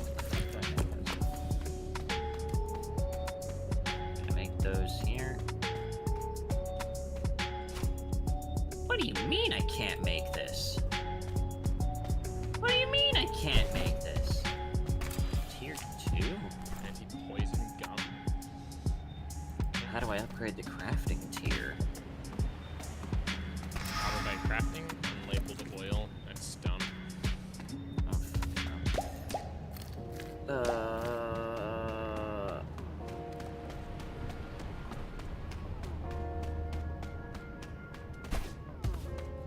I seriously need to take a fucking piss.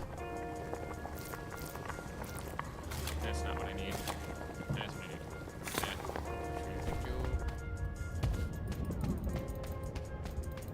Let me fucking craft. Hold on. I'm gonna go pee really quickly.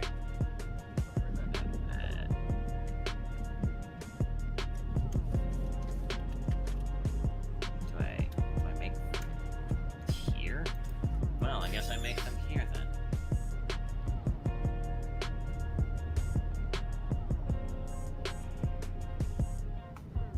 Apparently I still can't make a circle. Oh right, because it requires fucking electronics. That would be an issue. Anyways, I could swear I remembered the thing that I saw here that required. Now that required a circuit board. Detailing station, expanded locker. That's the thing. Where is it?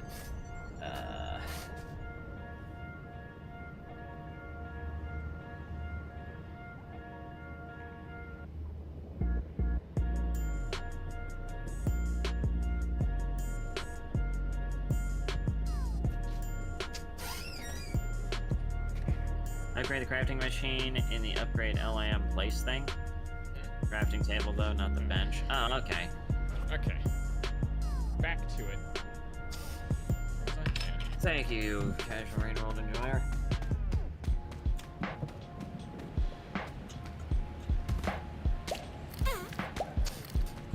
Alright. There's one more step to do. I want to make one more. I guess I can get the expanded locker while I'm thinking about it. I don't know what that would do for me, but I just kind of want it. 2, 3. Butter. I want to know what these look like. Oh, well, they look about exactly what I thought they would look like. Okay, expanded locker. Confirm.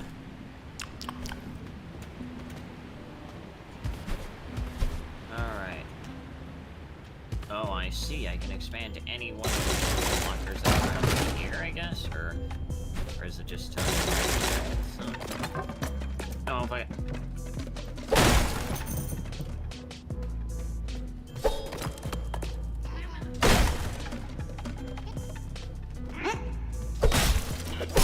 Wonderful. Look at that inventory space right there. There was repair putty in here this whole fucking time. You motherfucker. What else is damaged here? I think this thing only has like maybe 2 uses left in it, so let's try to make these count here. What's the most damaged out of here? One's fine. This could use it. Yeah. And then... fucking maybe the bumper. There we go. D&D.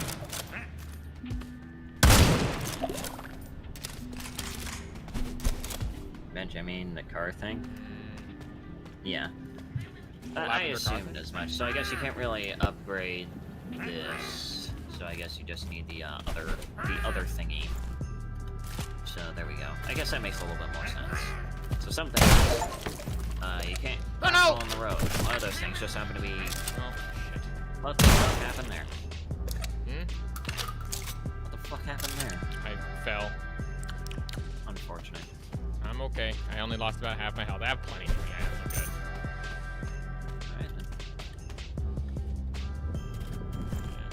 It's actually kind of a blessing in disguise because I need to get rid of some of those healing items.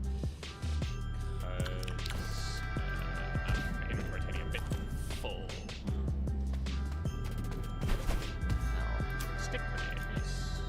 Well, I guess researching. Go. I guess researching some steel car parts won't hurt too much. Matter of fact, they'll probably help me in the long run. There we are. Commando jacket. What others? Steel door. Commando jacket. Armor plus Yeah, 2, fuck it. Let's make a automatic steel door. weapons. That looks tasty.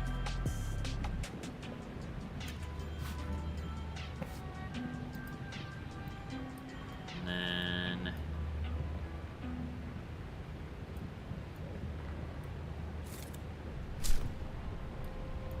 And then we have... You know what, let's just get the failing conditions. Oh wait, the Pope hat gives me an extra jump? That's weird. Scan an abductor anomaly. Well, fuck me, dude. Well, hopefully there's one that I can... Hopefully there's one mission that I can actually complete where I can scan an abductor, so... Well, alright. Well, we got those things at the very least, so, let's see here. What does make... Wait, can I make... Can I make steel parts of this? I can. Okay, so... This requires one steel sheet. Oh, That boy. also requires one steel sheet. That seems to be about it. So let's see here.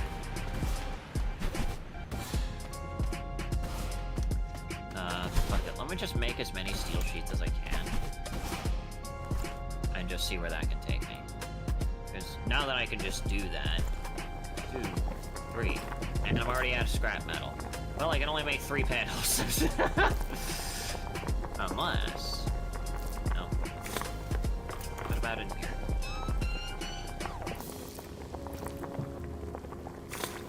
Oh. I guess I'll probably also use some from here as well. Well, that's a bit unfortunate. Well, let's see here. Poisoned. Constant thing, isn't it?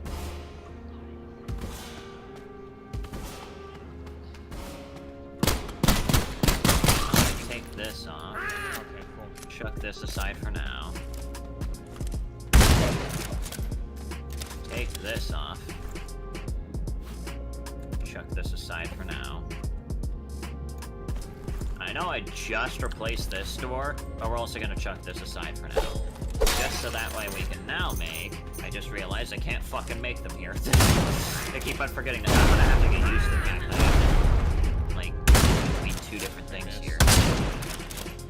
What am I missing? Oh wait, no. That is... Oh, fuck. I need scrap metal for that too? Bull. Alright, fine.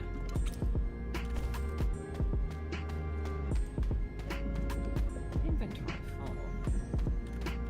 Bullshit. Parka. What does a parka do? Armor plus 3, frost resistance. That actually might be a bit better. I can drop the police uniform. Okay, well, I'm not replacing those parts yet because I didn't pay attention to the fact that this shit needed. Oh, putting these back on then. Never mind. Forget I said anything. They didn't notice that it also required scrap metal, which apparently I ran out of. I didn't even know that you could run out of that shit. That's cool. Anyways, slam shut and...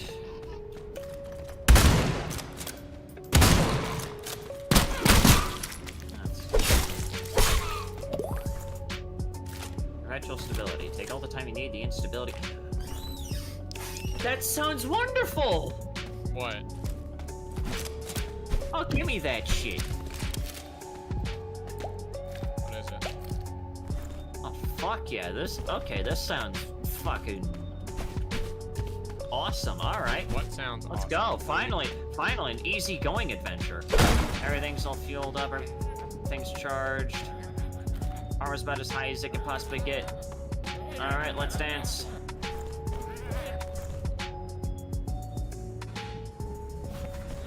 Alright, this one should hopefully be an easygoing one, because I don't have to worry about the storm of perpetual cancer coming at me and giving me a few extra arms. Santa coat.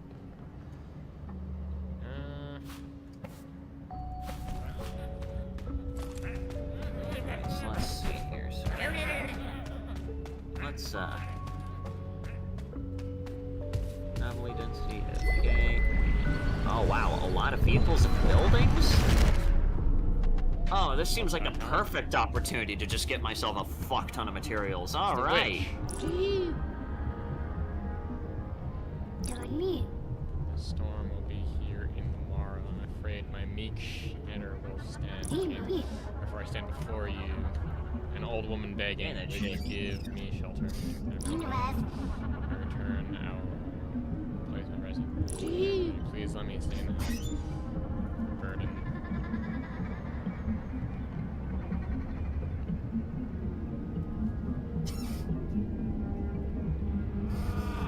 Now, hopefully, I can collect some.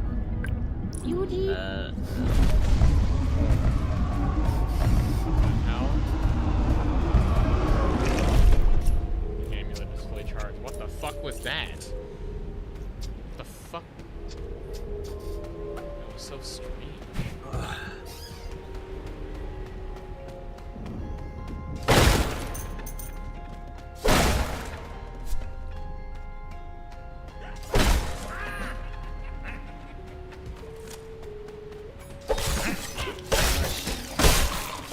It's been a while since I last played this game. I don't remember what it is I'm supposed to even be looking for. So, okay, lights are on. I don't know what these yellow points mean. An anchor signal. What the fuck does that even mean? Right, but anyways, we are here. Oh, alright. Yeah, okay, yeah, we got some good shit going. Is that like a truck up ahead?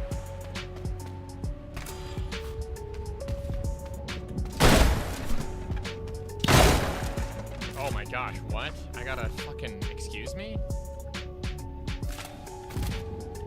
That's kind of cool.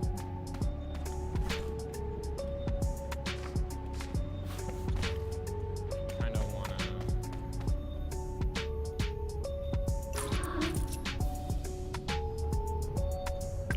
I'm going to return to church so that way I can dot my I's and cross my T's. So let's see here. Oh. I wonder, did I get floating rocks here? Oh, it's radioactive here. Alright, well, guess I'm not staying out there for too long.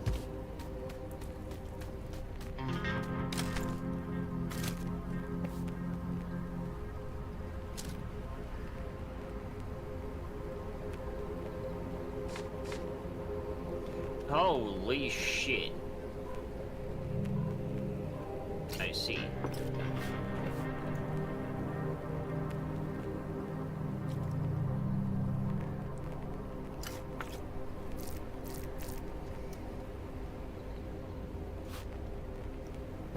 The fuck? Motherfucker, I replaced you!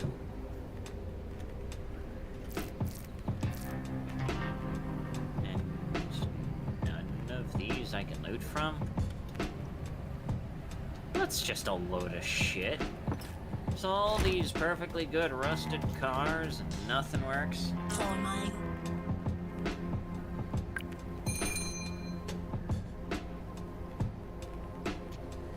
It's an ammo box for 12 gauge.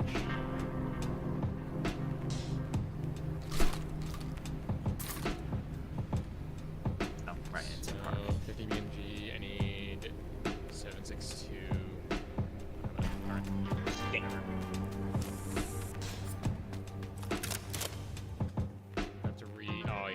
Redo it.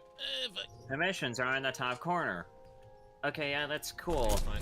How the fuck do I reach Siram? I don't know what the fuck that means. Again, you're saying this like I fucking played the game yesterday. Really? Another one of these fucking things? Leave me alone!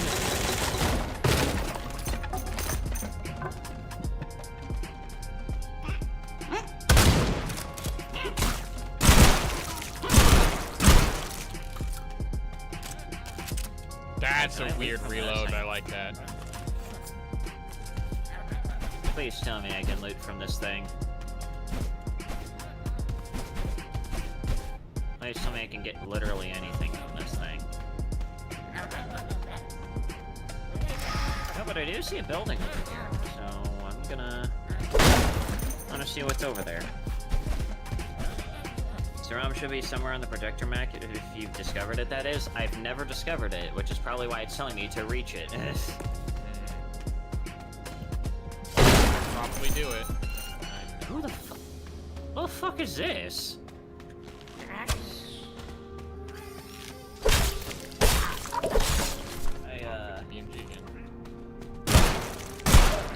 I need 23 fucking scrap metal for a goddamn door! Are you trying to rip me off how much for this? 47 for a fucking hammer! Are you high? Yes.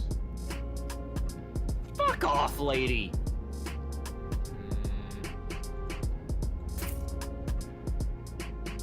Yeah, I'll tell them how to avoid you, dick.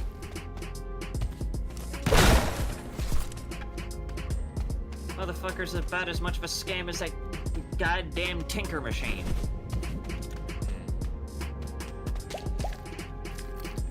Oops, it would probably be a good idea for me to actually have this drive.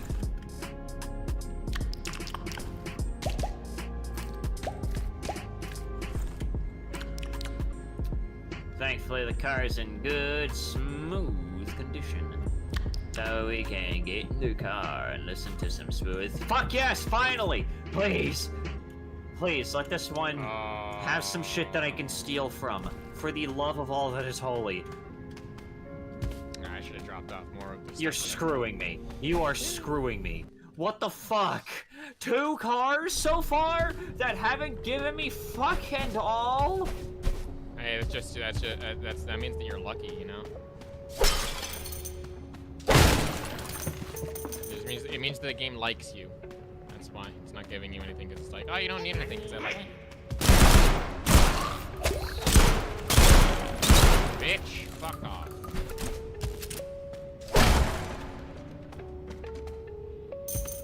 Giving me sticks all the time. Oh, that's a lot of information. Too bad it's fucking useless.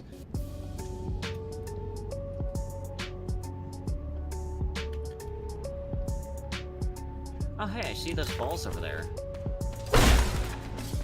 I should probably grab a couple. I'm hungry for balls. Come to mama. I'm looking for these little Zen constructs for a while.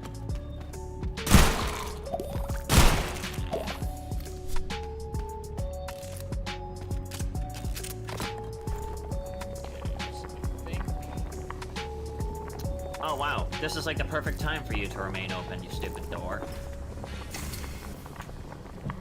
Give!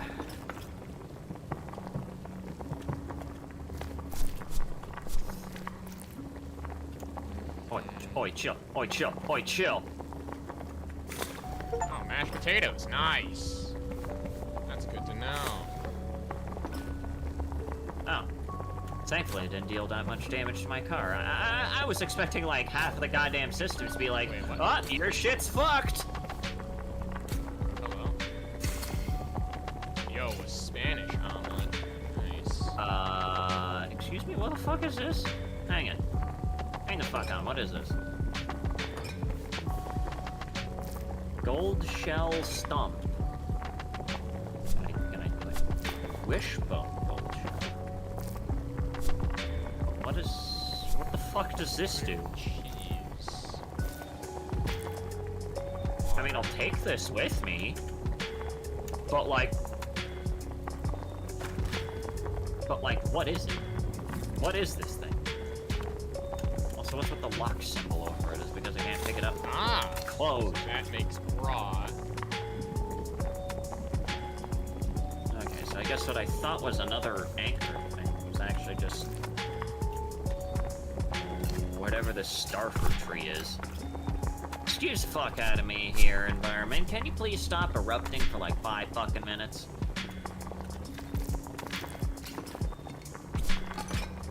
Whoops.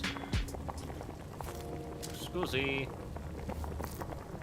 Alright, which direction were we going before I got distracted? I completely forgot.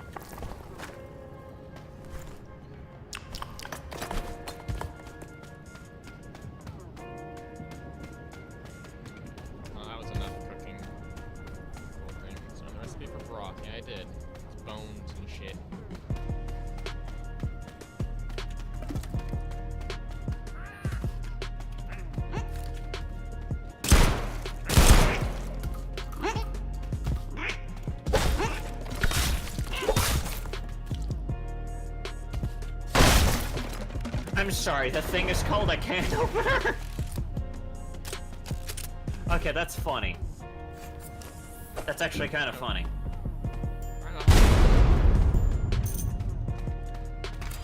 Sunglasses. I think I see another anchor thing over there. Radius, lightning damage, wearing Ah, my eyes. Yeah, no, I want the poke hat. Sorry. Not really worth well. Why are you... Ah, whatever. I don't know why I even bother. It's probably the longest that I've streamed in a while. Sorry about this old vehicle. I'm sorry. I'm just gonna have to cut through the woods just so that way I can grab my balls. Oh shit, that's right in the line of fire of can opener. Oh shit, I was just about to hit a fucking can opener. Can you please move the other way? That'd be great. Yeah, just move along your merry way. Thank you very much.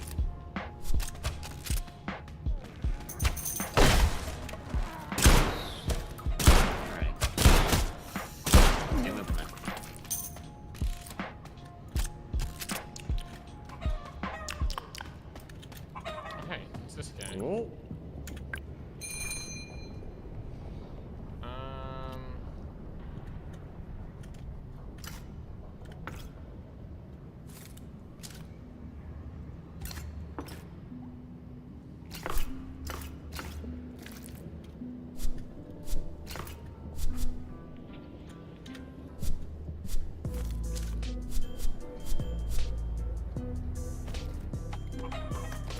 Alright, there we go. Oh, good.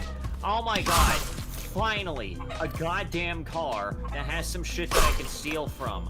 Oh my god. Where the fuck have you been for the past 3.5 hours?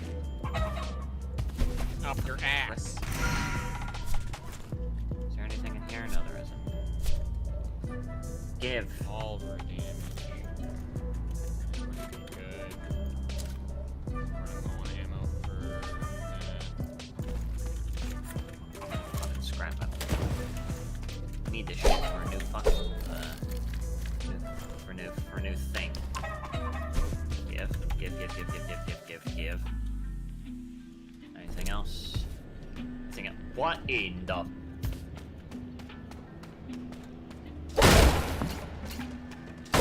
Yeah, that's cool. But like, what the fuck?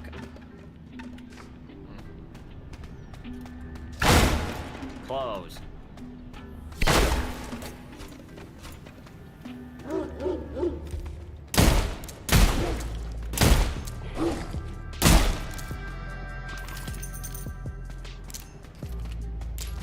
Oh, that's an interesting revolver. Did I forget to charge the car before?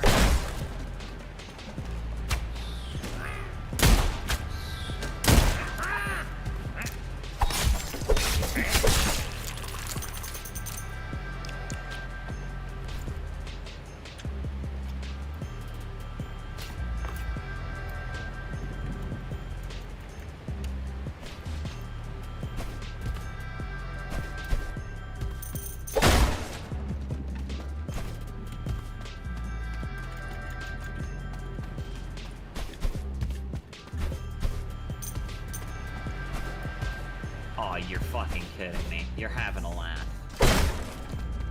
Half and a half. Close. Fucking door. Alright. Need a new scrapper.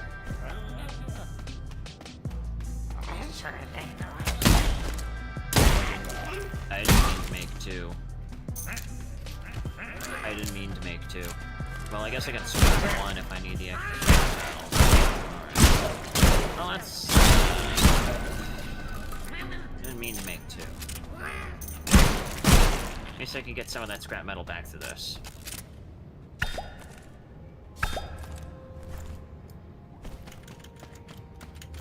I wish I could just break down the entire car frame. That would be funny.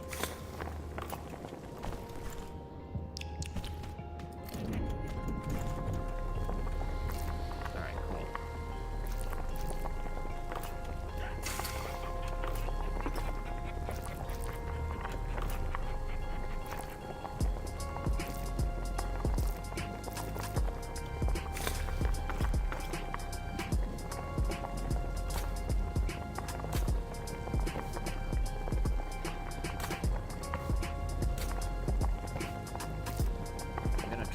see if I can at least make it to this house before I link the gateway.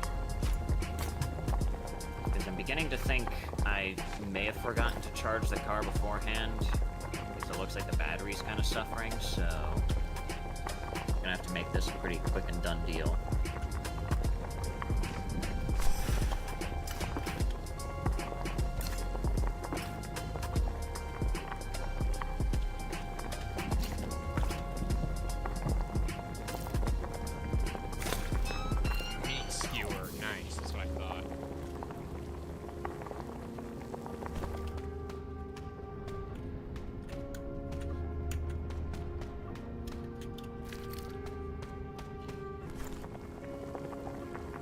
Alright, come on.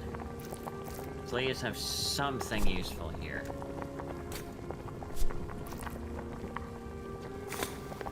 Oh! Really? That's helpful enough. I can craft grenades with mystery meat and a mushroom. What? Does that make any sense?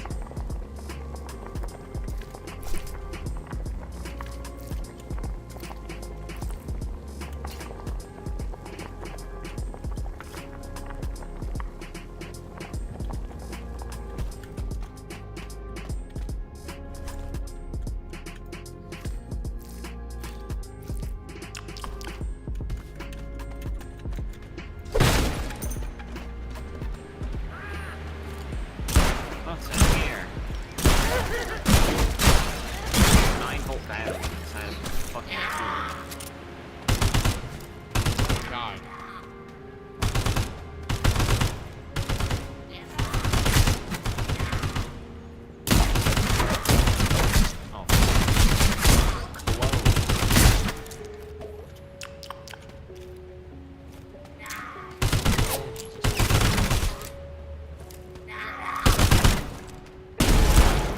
Oh. Get fucked.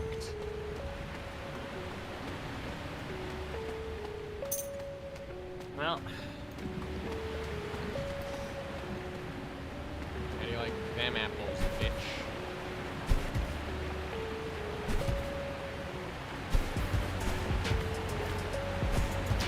Fuck, fuck, fuck, fuck, fuck.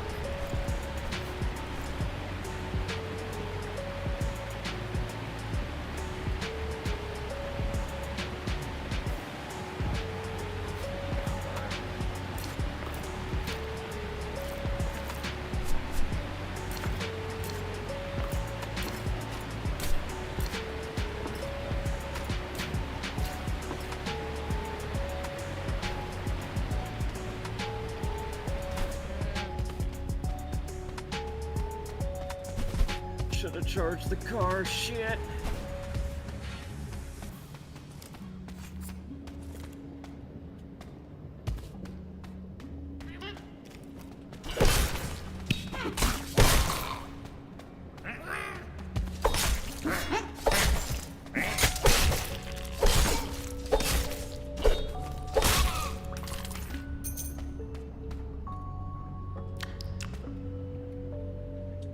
Still plenty of stuff.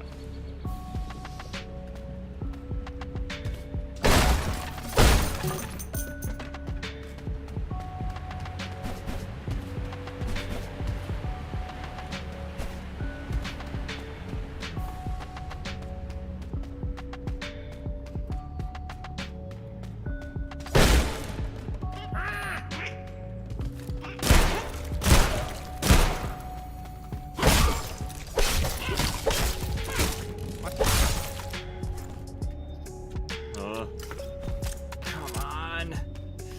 Just a little further.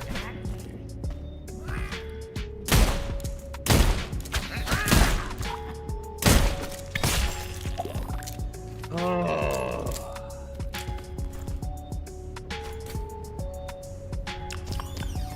Oh. You good?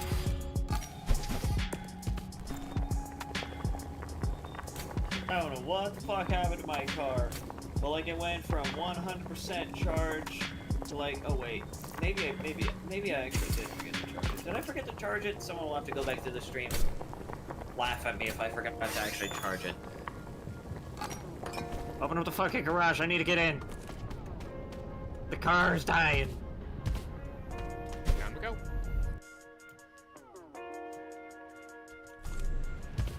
I've now officially reached the 4 hour. Yeah, blah blah. Anyways, gotta charge this thing up. Zap! Holy fuck! Perfect. Alright, now I gotta heal myself up. Oh god, no. This whole thing. Grab a grenade. That's...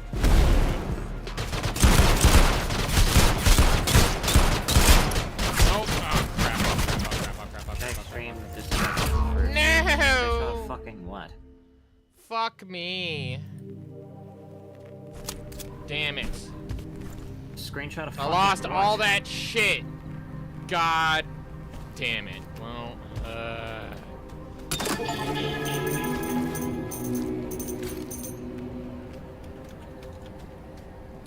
damn it. But anyways.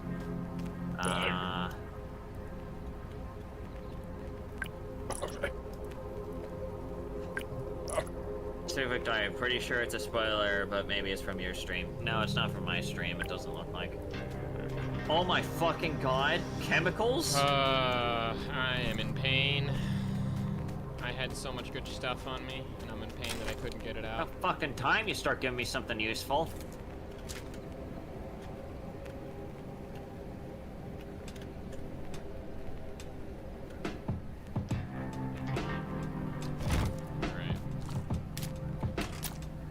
I think that I'm gonna call it there then, since I just died and I'm all pissed off now. I don't know what that symbol means. Alright. Anyway, that'll about do it for today of me streaming this games and stuff. If you like what it is I do, want to support me in other way, shape, or form, love and like and subscribe. Links down to everything in the description below. I have done enough here. New videos Tuesdays and Thursdays. I stream every week here on this channel. 12 p.m. EST. Make sure you're checking your time zones. Love you all. Try to make it every week thing. Anyway, bye-bye.